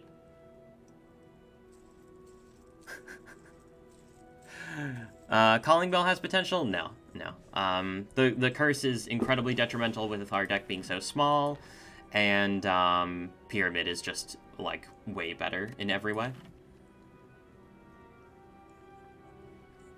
So yeah, when you swap, you have a 99.8% chance to see an energy relic. But yeah, Pyramid is fine. We're going to have some issues with cycling now, but, you know, the devotion giving us the free mantra every turn is really going to help with that. Would you have taken Sozu? No. Certainly not. Certainly not. Not over Pyramid. And with White Beast statue, probably not over anything. I probably would have taken Snecko before I would have taken Sozu. This deck genuinely not awful for Snecko, but yeah. Just take a Pyramid here. And pretty happily, honestly. Does nobody take Sozu? Pretty much, yeah.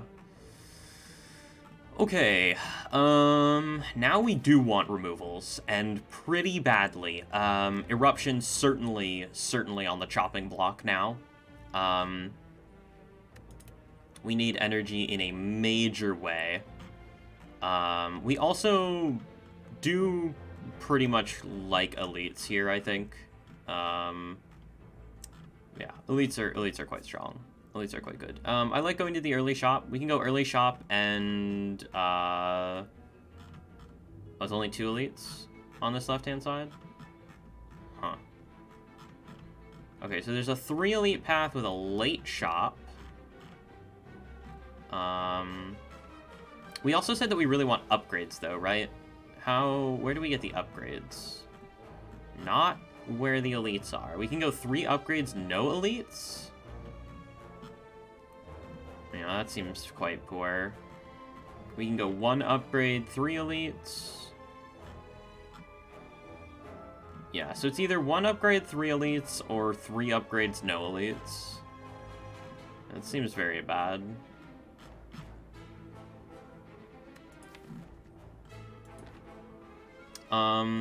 If we want to take 3 elites, we have to go this way. I would like to conserve potions here if we can, but if that's not possible, then it's not possible. We really only have, like, 1 block card in our deck, and that's Wallop. Luckily, with Meditate, we can pretty much play it every single turn. But yeah. We basically only have 1 block card in the deck. I do think upgrades are really important. I think we probably are upgrading Talk to the Hand next. But maybe it needs to be Wallop. Well, no. Wallop scales block because we're scaling our strength, right? With the Shuriken. I do like going to this early shop. I'm a big fan.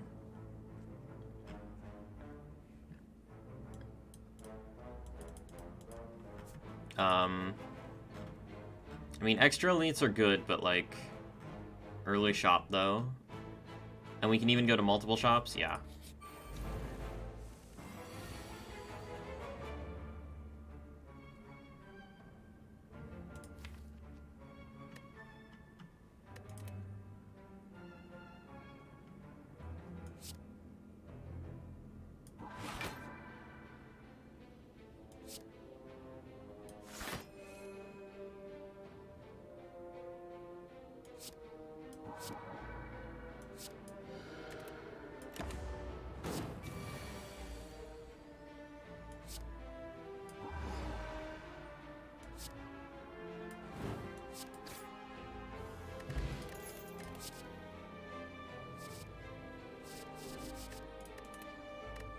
Fear Potion.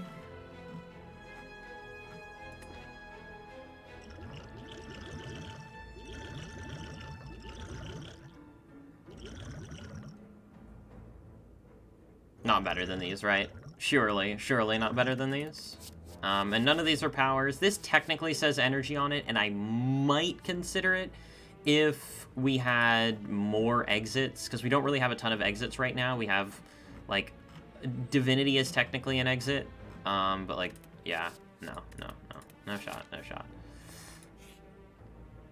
Oh, don the red mask. Sick. Okay, we're gonna get 500 gold going into this shop, which means we probably want to go to another shop in this act. So probably coming up this left side is what we're gonna be ending up doing here. Don't need exits if you don't have Wrath. Well, it's not about exiting Wrath. It's about, I'm talking about exiting Calm to gain the energy, right?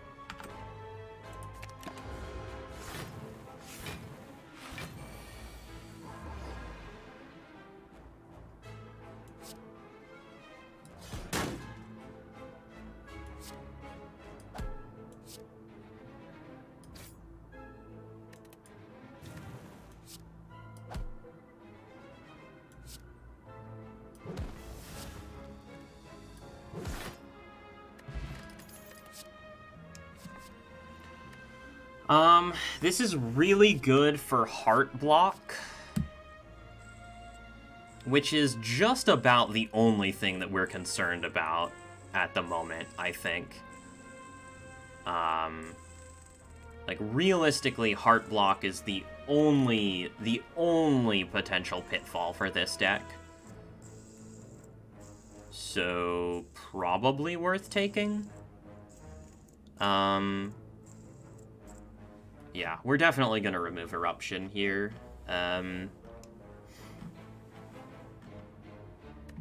Yeah, I think we pretty easily kill every single fight except for the heart at this point. And the heart is probably also not that bad, but certainly, like, increasing our block in the heart is quite strong. So, yeah, I'll take that. And Stance Pot, not as well. Technically speaking, no, that's conditional, right? Yeah, no, I like our potions. Okay, Teardrop Locket is pretty big. Bottled Tornado, also kind of huge. Spoon hits Talk to the Hands and the Insights, which we don't want it to hit the Insights, I don't think. Can we do... We can do Tornado and Locket, huh? Tornado and Locket is like... That is a wombo combo right there. Having 2 extra energy at the start of each combat, or having the ability to make Inner Peace draw right away, huge. Huge, in my opinion.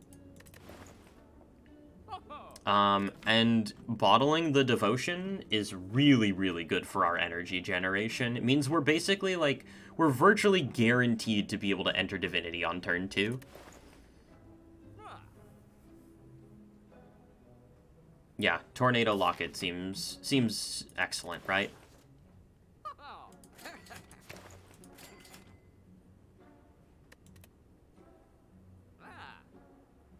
And we never take Battle Hymn. Never, ever, ever, ever, ever. Okay.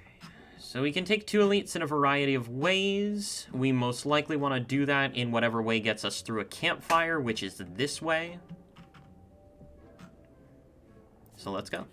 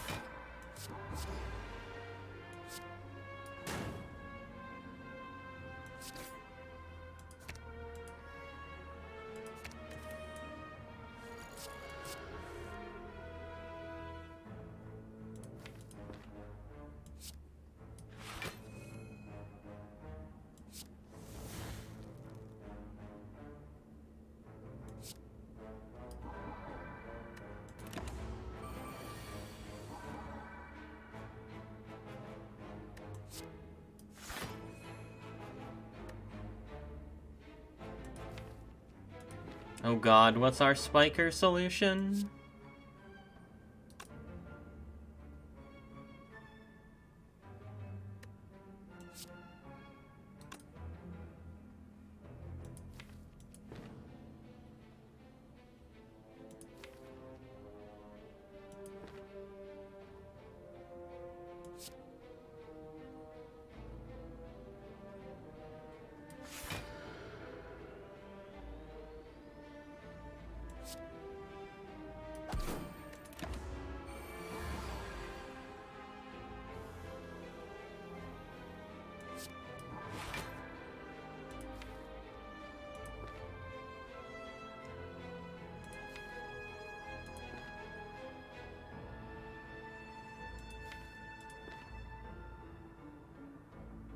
we actually just, like, forced to take damage here?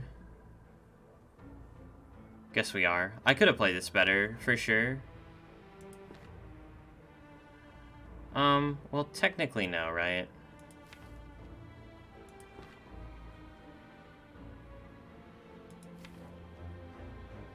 Well, technically yes, because we... Oh, wait, no, we can play this. Then we can do... this. And... enter divinity again. And then do that. And that. Okay, cool.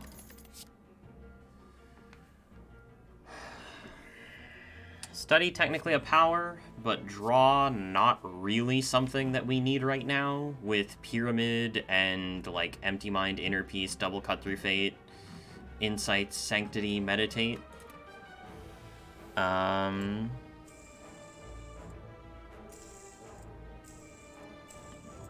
Like, Flurry and Weave are cute, but I just, like, I guess with Double Talk to the hand, they're not that bad. And, like, being able to play zero-cost cards and get them out of our hand is, like, solid. Why are these cards all upgraded, by the way? Like, why? Yeah, I mean, Weave... Like, the problem is going to be actually generating hand space, right? Although, like, Double Weave gets crazy real fast. But, like, the thing is, we need to be able to play this Wallop over and over again, right? Actually, on the turns where we can't play Wallop, yeah, let's take Weave. Let's take Weave. Is Weave better? Hold on. Is Weave better than... Is Weave better than Flurry? How do we even make that determination? Weave is probably better than Flurry because we can play it in Divinity. Yeah, sure.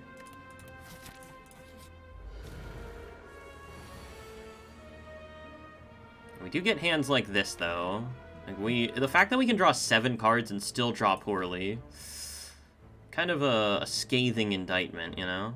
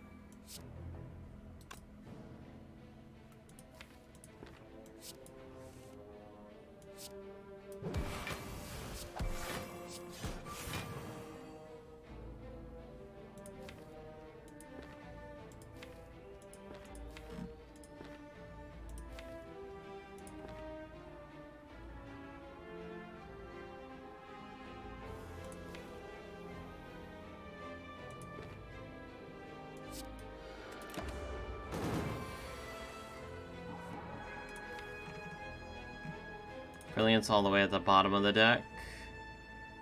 Where are the Weaves? Also kind of low? I mean, whatever. We can just kind of tee off this turn, right? I'm going in, baby. You can't stop me.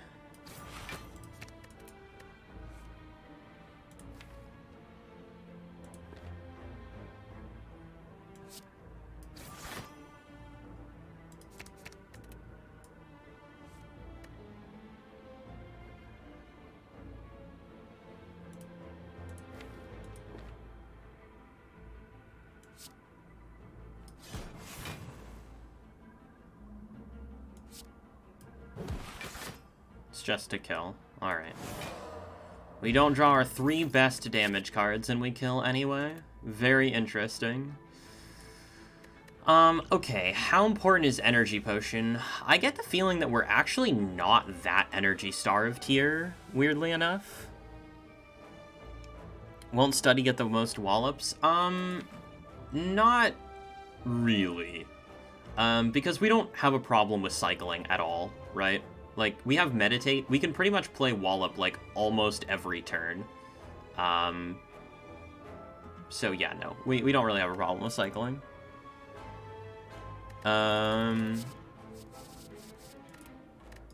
Yeah, Distilled Chaos has to be better than Swift Potion, because this is essentially draw 3 and play 3, and with Frozen Eye, we know exactly what we're drawing.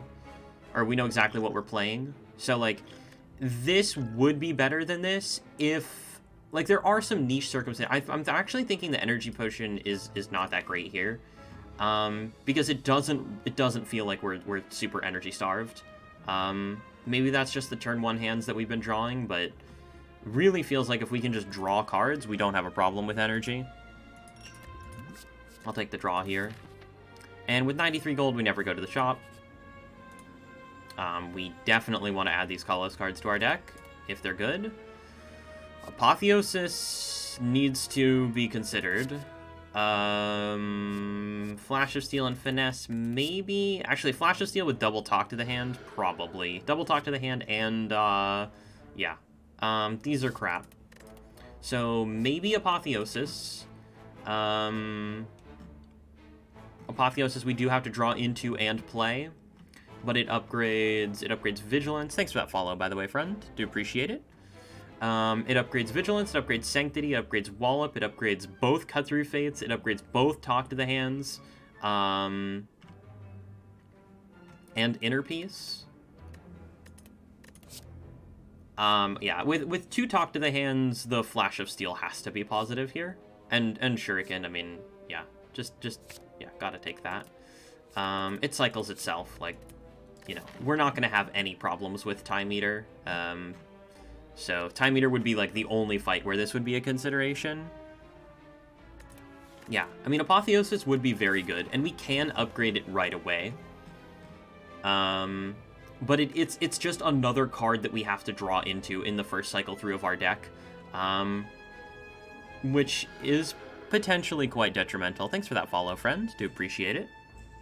Potentially quite detrimental. Because, like, the only thing we care about is just getting to our best cards as fast as possible.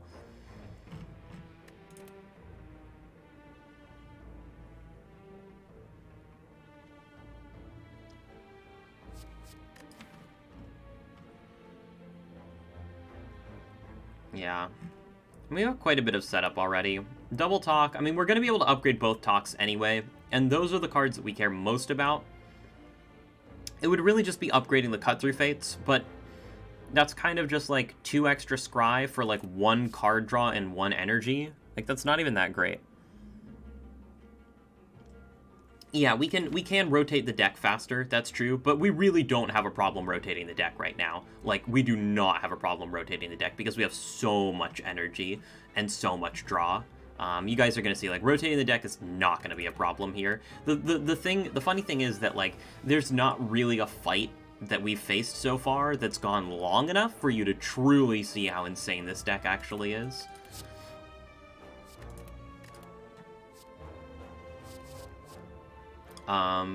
So yeah, I think it's a pretty easy skip here. I mean, Panache would pop off, but I just don't think we don't need the damage at all, right? Right. We need to play Apotheosis. I mean, we're going to be upgrading both, like, Talk to the Hands anyway. Like, one Talk to the Hand gets upgraded immediately, and the other one gets upgraded in Act 4. Every time. Every time. So yeah, I mean, I just don't really see this ever being that great. I wonder if we want question marks over, over fights here. Well, any vault or scrawl would be pretty tremendous, so maybe fights are just good. And we'd probably take, like, Mental Fortress too. And shops are pretty cringe. Yeah, okay. We could recall now, but we have Pantograph, so I'm not really worried about resting. Let's just upgrade the Talk to the Hand. We have to take the blue key here. Taking it over pair is just fine. This is, like, the easiest elite by far. Sure, those are cards. Cool.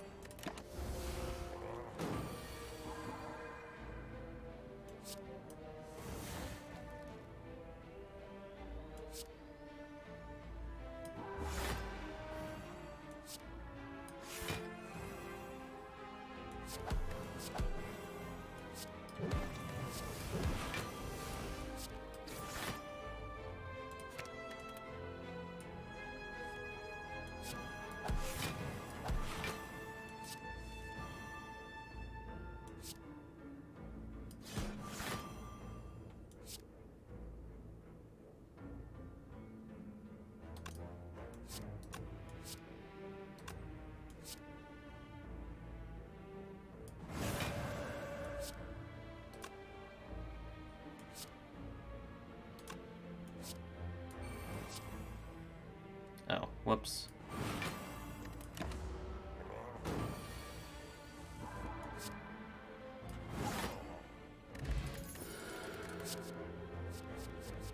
The Vault card. Thank you for that follow, by the way, friend. Do appreciate it. Do wish that this was upgraded, but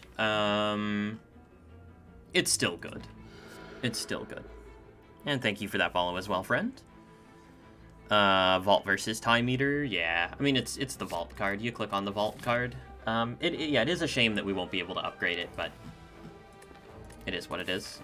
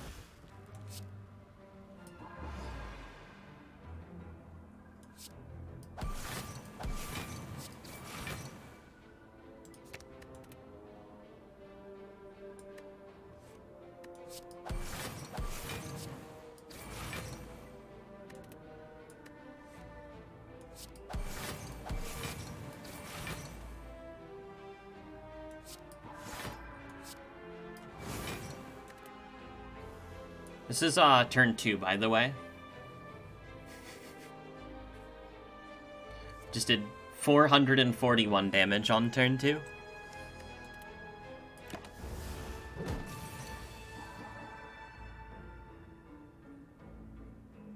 Oh, and also, by the way, we're in Divinity again.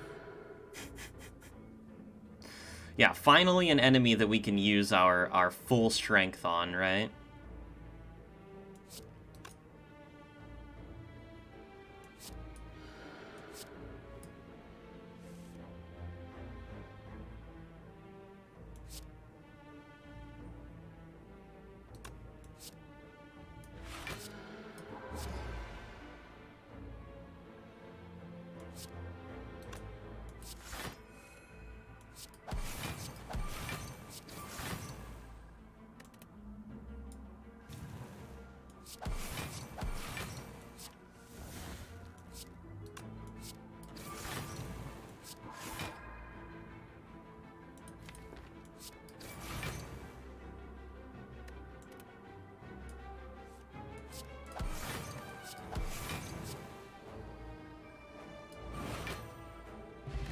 Just, you know, casually killing Transient on turn 3, as you do.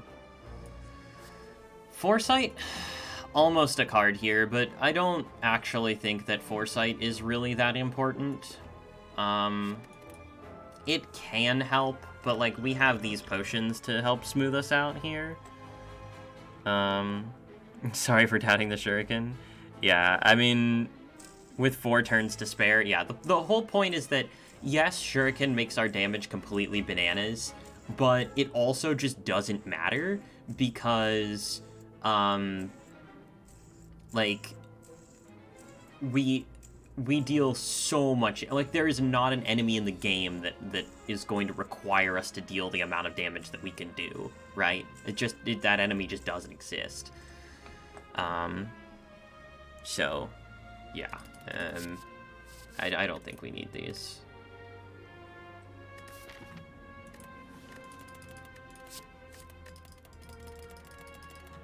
And these potions are certainly better than Block Potion.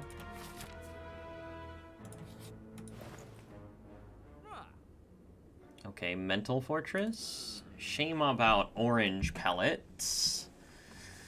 Mental Fortress is a lot of block, but I think with double Talk to the Hand, we should have the block situation fairly covered here. I would like to remove Eruption. Yes, I would like to remove Eruption. I think removing Eruption is better than Mental Fortress. Did I really just say that? I think removing Eruption is better than Mental Fortress.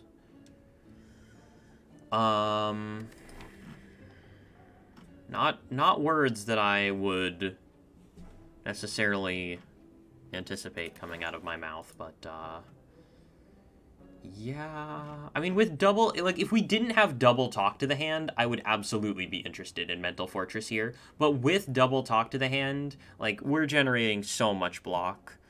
Eruption is upgraded, too. Yeah, but I mean, there's nothing else, there's nothing better to remove, right? Like, Wave of the Hand plays. Vigilance is like a 0-cost block 8, better than Eruption. We don't need Wrath at all, because we're Divine, like, every turn. So Wrath is completely garbage, completely obsolete, terrible, the worst. Yeah.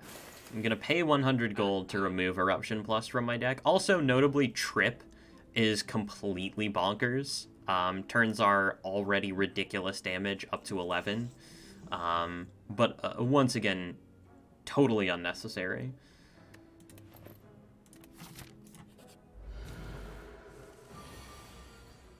This enemy notably does not attack us on turn 1.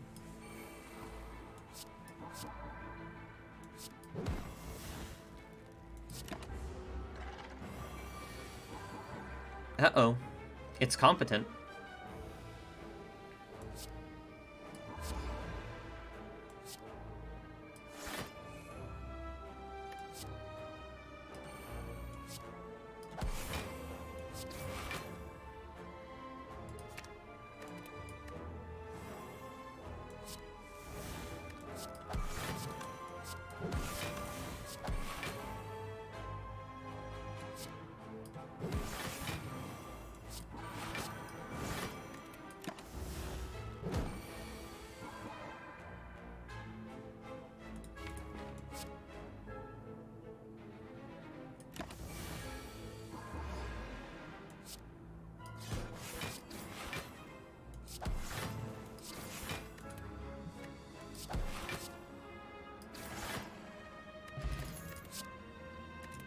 Blessing of the Forge, still not better than what we currently have, and more trash. Garbage cards, completely. Oh god, there are 22 cards in this deck? This deck is gonna break my 20 card rule.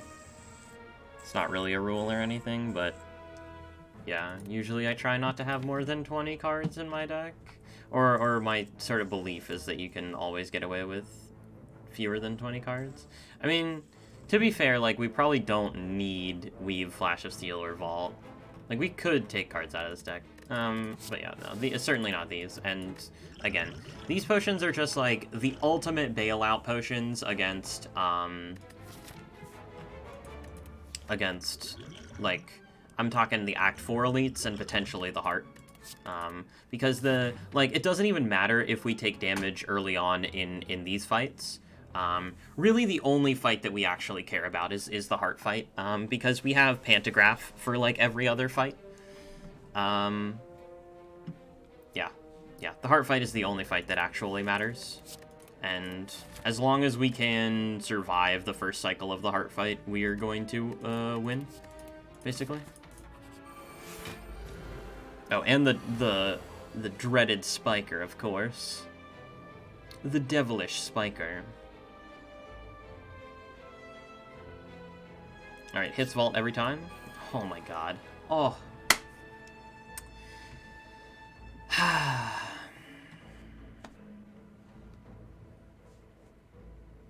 Just, you know. I'm sorry. I'm just too good.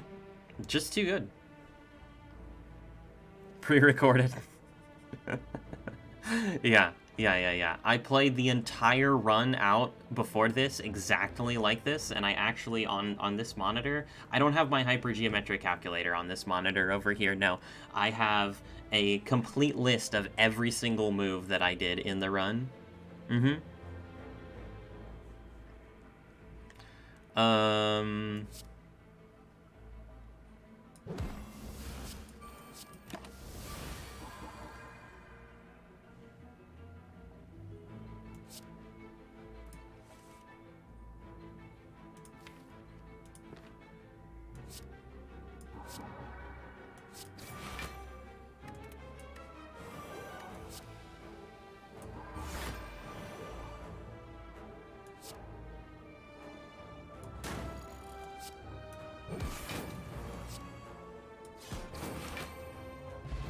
So I heard, that was turn 1, by the way, turn 1. I heard from someone, somewhere, that divinity decks are too slow, and that Watcher should be focusing on trying to kill on turn 1 or 2. I wonder who could be saying such things. Yes, this divinity deck certainly could never kill any opponent on turn 1. That would not happen. Divinity is just far too slow to make that happen. Yeah. It's a shame. It's a shame, really.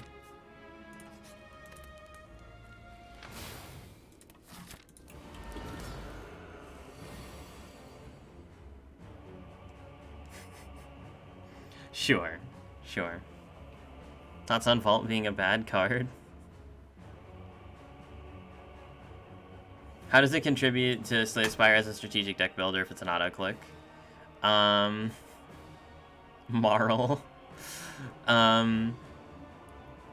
What's up, Musa-chan? How's it going?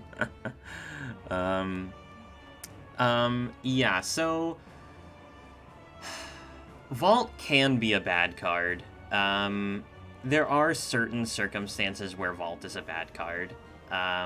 Those circumstances are very few and far between, but Vault is far from the only auto-click in the game, right? Like, there are several cards that are very, very similar to Vault in terms of their auto-clickiness, and those cards are just going to exist in any card game. Those cards are your acceleration cards, right? Your Seeks, your Adrenalines, your Scrawls, your Vaults.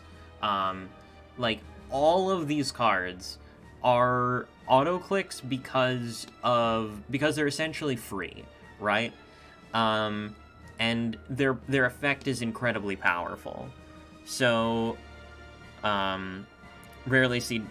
This deck looks like a high roll. I mean, it's only a high roll if you...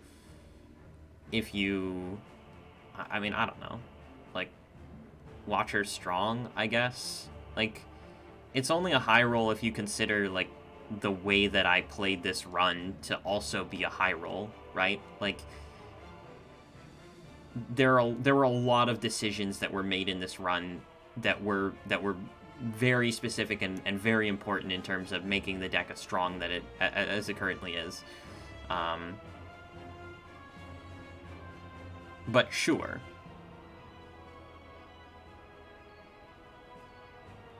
Yeah, we boxed after Astrolabe. And I mean, the box was ridiculous. It got us Inner Peace, Talk to the Hand, Meditate, and Cut Through Fate. Yeah.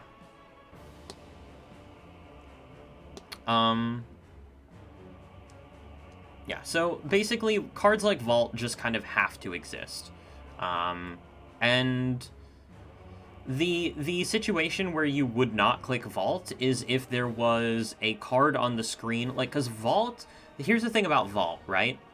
Vault does not all of the sudden make it so that you win the run, right? Like, Vault is good, but it's not, like, the be-all and end-all of your scaling, okay?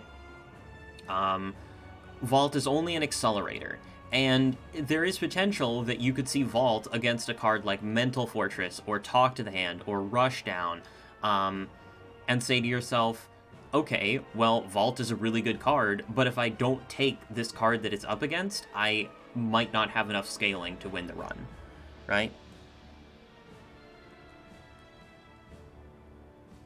Is it ever skip over Vault?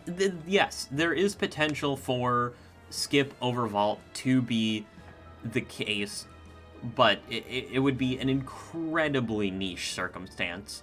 But, you know, it's like never skip over Seek unless you have Snecko Eye. Like, the one difference between Vault and all the other acceleration cards is that Vault is really good with Snecko, right? And, like, Adrenaline, Seek, Scrawl, not necessarily that great with Snecko, right?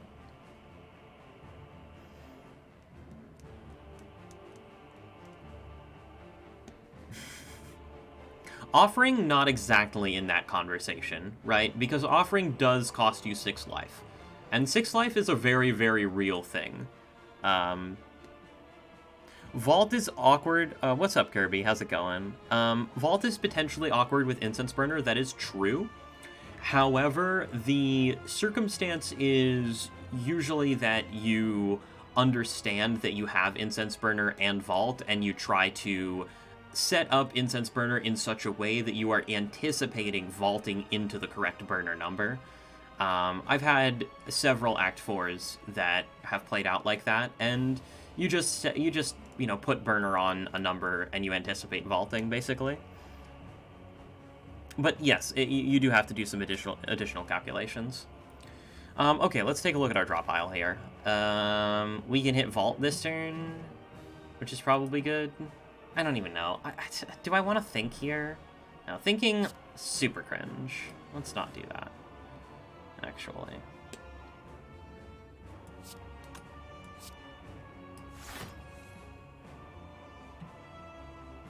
There will not be a second phase of Time Meter, so we don't really have to worry necessarily. So we can Flash of Steel into Vault here.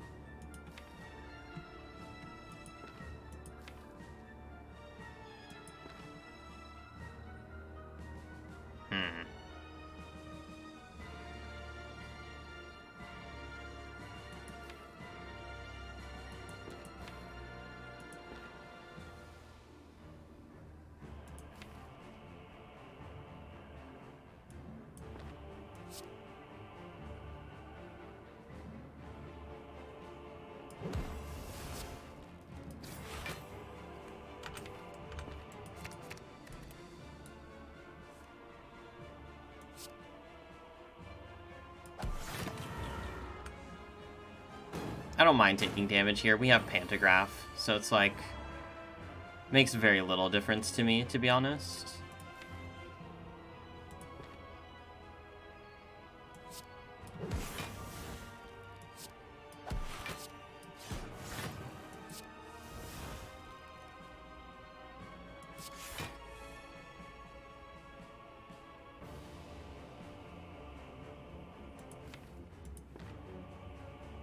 We're not playing this fight optimally at all, but, like, who cares? Okay, here's a question. Can we play 7 cards? Prostrate, Weave, Cut,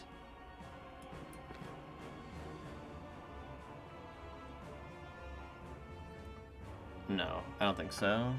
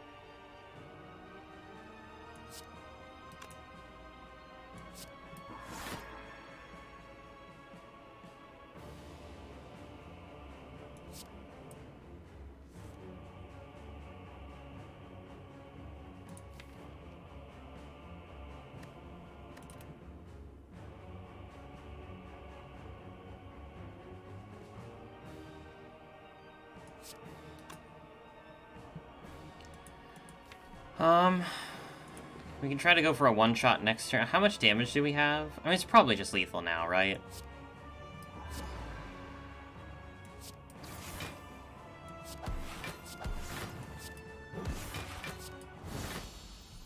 Why did I even bother counting? The bird. The bird of evil is here.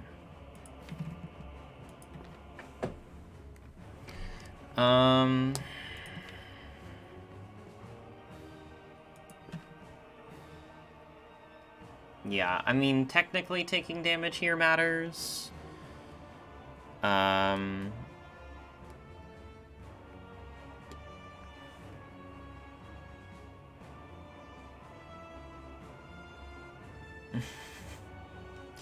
there are so many bad tier lists out there.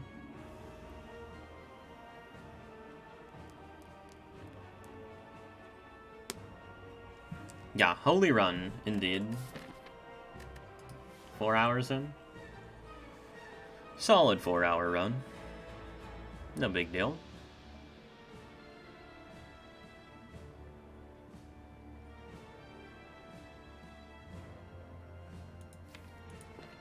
I don't even know. I don't even know what we're doing. Legitimately, zero clue.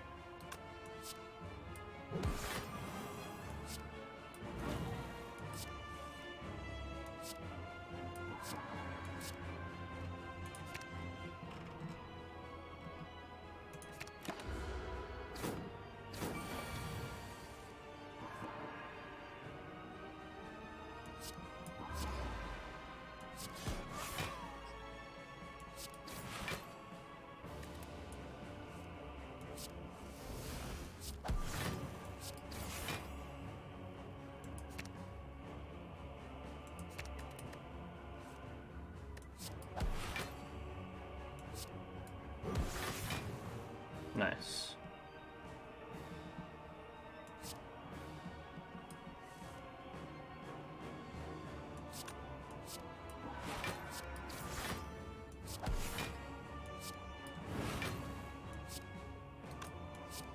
Why didn't we kill? The world may never know. Let's just get this garbage out of here. And enter divinity. Because we can. We do what we must because we can.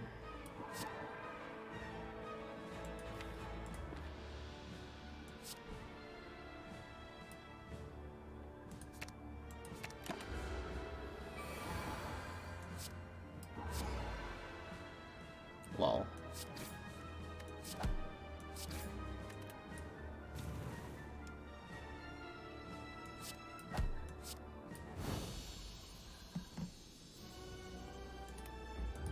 Thank you for playing, Bird.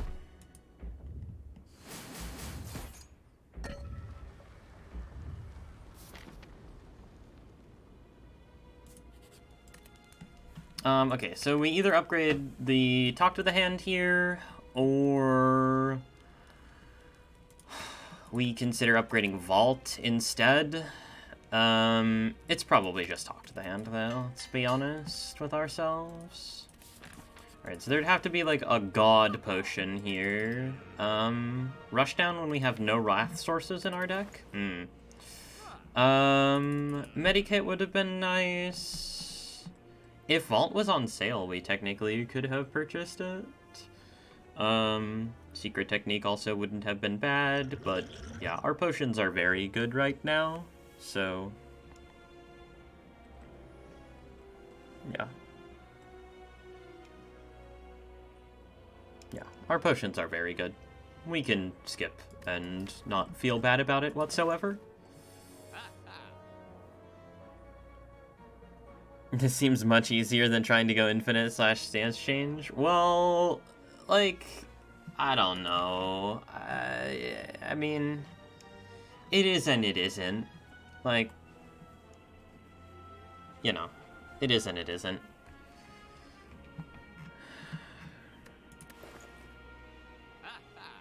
You need to find the mantra cards. I mean, you need a lot of things to happen, right?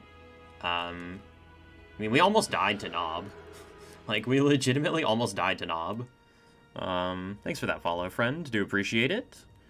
We are getting up there. Not too far away from 2K followers. That'll be a big one. Big milestone there. I only hit 1K followers, like, 3 months ago or something, so...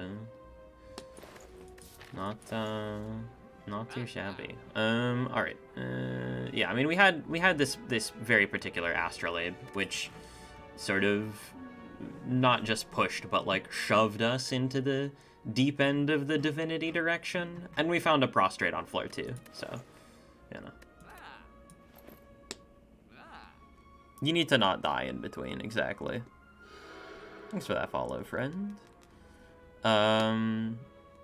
How much would it cost and what would be its effect? So I have long thought that there could be... So you would always have to obtain 3 keys, right? But it would be possible to obtain the purple key by finding it underneath the merchant's rug. So you would buy the merchant's rug for, let's say, 100 gold. And you would be able to use that key as a substitute for any of the other keys. That would be my idea of what the merchant's rug would do. And it would be an interesting way to incorporate a purple key and give you a little bit more of a dynamic in terms of the key system. So you're not like, oh, getting to Act 3 and going, oh man, I have to fight the super elite, so my act just completely sucks. It's like, okay, well, you can pay 100 gold to make your act not suck. Or you can pay 100 gold for an upgrade that you really, really, really need. Or you can pay 100 gold in order to get, like, a relic that you really want in Act 3, for example. Yeah, I mean, it's definitely something that I've thought about before. The question of the purple key is not a new one. 100 gold is a little cheap. I mean, I would say that I based the 100 gold on like the average value of an upgrade, um, which is you know, maybe a little. Yeah, I mean, it might be a little bit of a low roll, but like, the average relic that you're keying is probably worth less than 100 gold. So, yeah. Well, the devs don't know my idea, but the devs are also done developing the game, so it's not really, like, if there's somebody who wants to mod that into existence, I mean, I wouldn't play it because I only play vanilla, but I'm sure that people would enjoy it. Um, but, like, the devs, are done developing the game, so it's not really super relevant. You buy the rug, no more shops. That would be interesting. Alright, yeah, we're not doing anything else here, right? No? We're just moving on? We're moving on. We're moving on. Okay.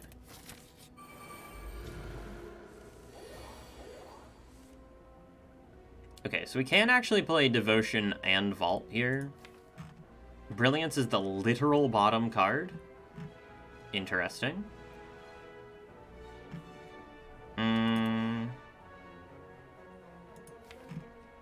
But this looks like a very, very clean lethal here. Oh my god. Oh my god. How does he do it? How does he do it? How does he do it? In before next relic is Courier or Smiling Mask. So you actually can't get Courier or Smiling Mask from this fight.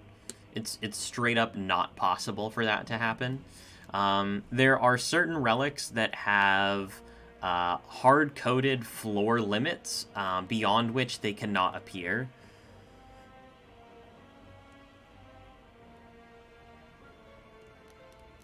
So, yeah, Courier and Smiling Mask are examples of those. So we can play, like, Worship, Prostrate, Vault here, I guess. But then we would enter Divinity and we wouldn't be able to... Yeah, let's do this, actually. Whoop.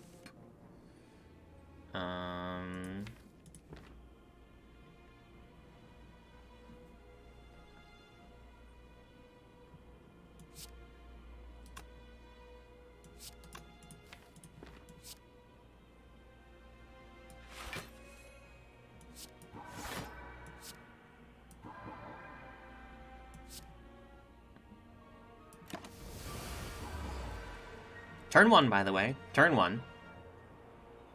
Anyone want to take a bet on whether or not this is lethal? Let me give you a hint. It's lethal.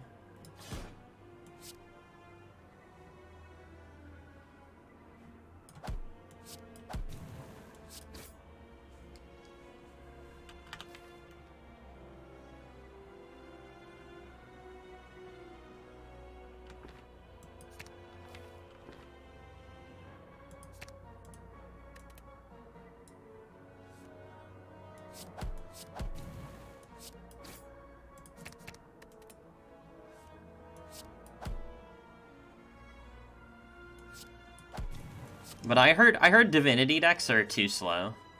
Divinity decks are just too slow, you know?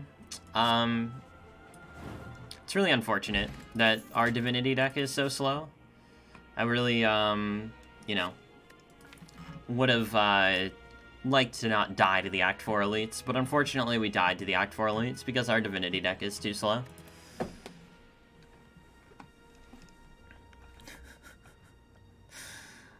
The boot!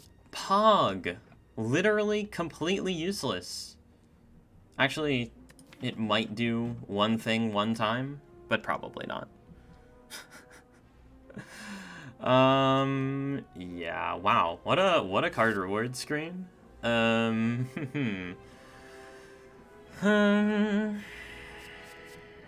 Scrawl. And Scrawl's fine, right? I don't know. The slow divinity deck. well, you see, you just don't have a slow divinity deck because divinity decks are actually a lot faster than people think that they are. Insane, I know.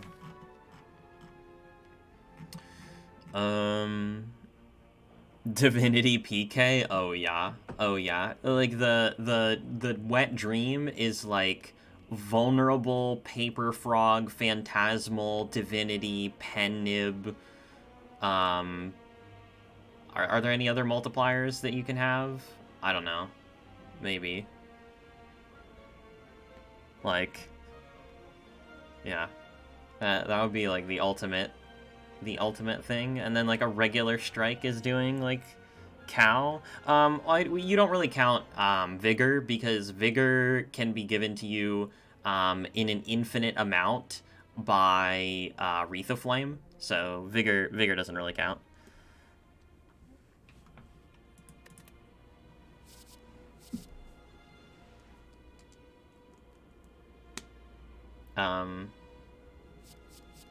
I mean, but whatever. Like, it's a hypothetical scenario. Sure, just have 2 billion vigor. Why not? Like, do we want Scrawl? Is Scrawl good? I don't even know. Probably it is. Just click it. Get more fish value. Alright, hello, heart. Let's take a look at where our talk to the hands are. Oh, they are a pretty low. Low. Where is Wallop? Wallop is here and accessible. Wave of the Hand will also be accessible. Okay, we're in a fine position. We're gonna take some Beat of Death here, but we'll be able to apply Weakness, which is important. Can we enter Divinity? Yes, we can. We have all of our Divinity cards, so we have Divinity Wallop to block 1 turn. Yeah, I think we're just fine here. Just fine. Scrawl ever bad? Well, it does cost 1 energy. When it costs 0, it's never bad. But when it costs 1 energy, you can make an argument that it has potential to be bad. Yes. Not that I would make that argument in this particular scenario, but there could be the argument that it is detrimental in certain scenarios because it costs 1. But again, at 0 cost, of course not. Of course not. Okay. Yeah, bottom decking both talk to the hands does kind of suck here. I mean, we can probably even get to them on this turn, though. We're just going to have to take a lot of Beat of Death in order to do it.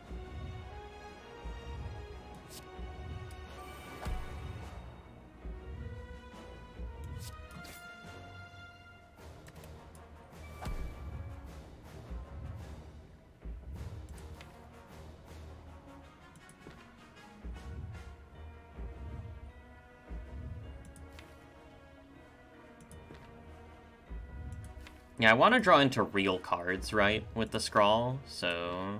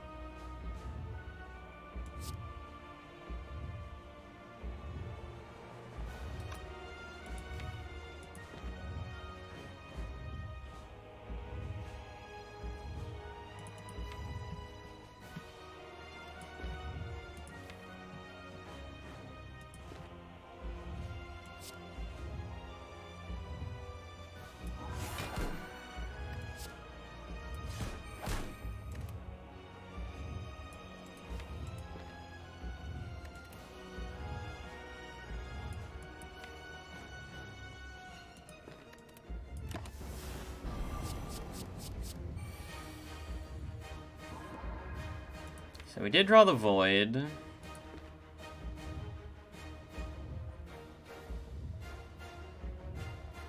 Which definitely sucks.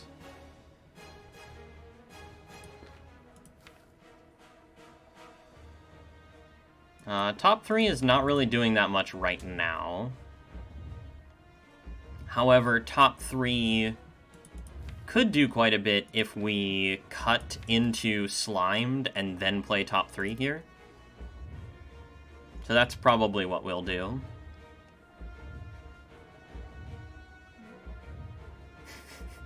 Yeah, exactly. Watcher can't even press E to win versus the Heart. Truly a terrible character. Oh look, we could get boot value if we played Flash of Steel right now. So this is only 45. We do want to play Wave of the Hand, but not yet, because we want to enter Divinity.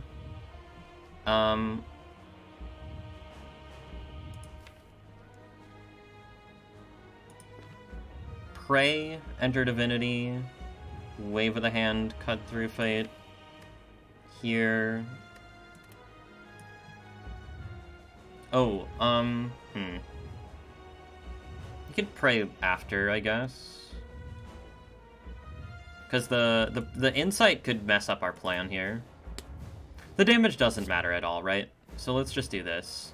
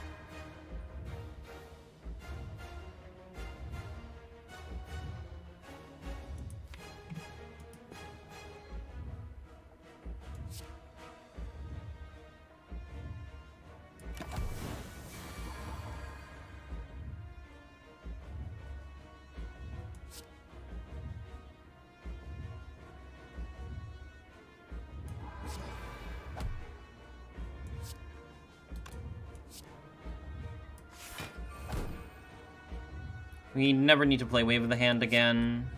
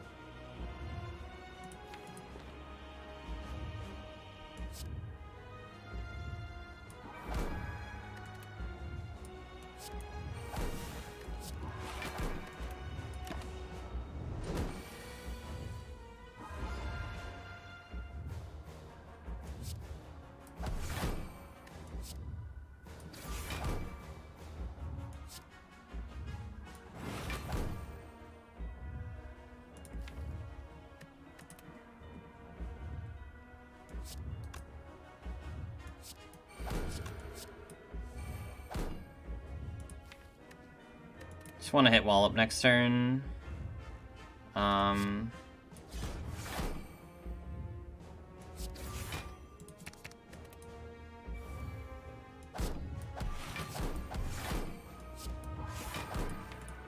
Which we're now guaranteed to do.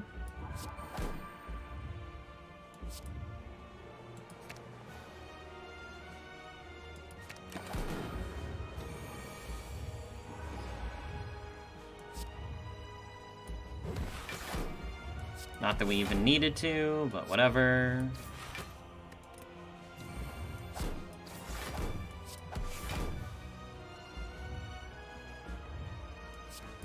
Now we just want to guarantee divinity next turn, which we have done.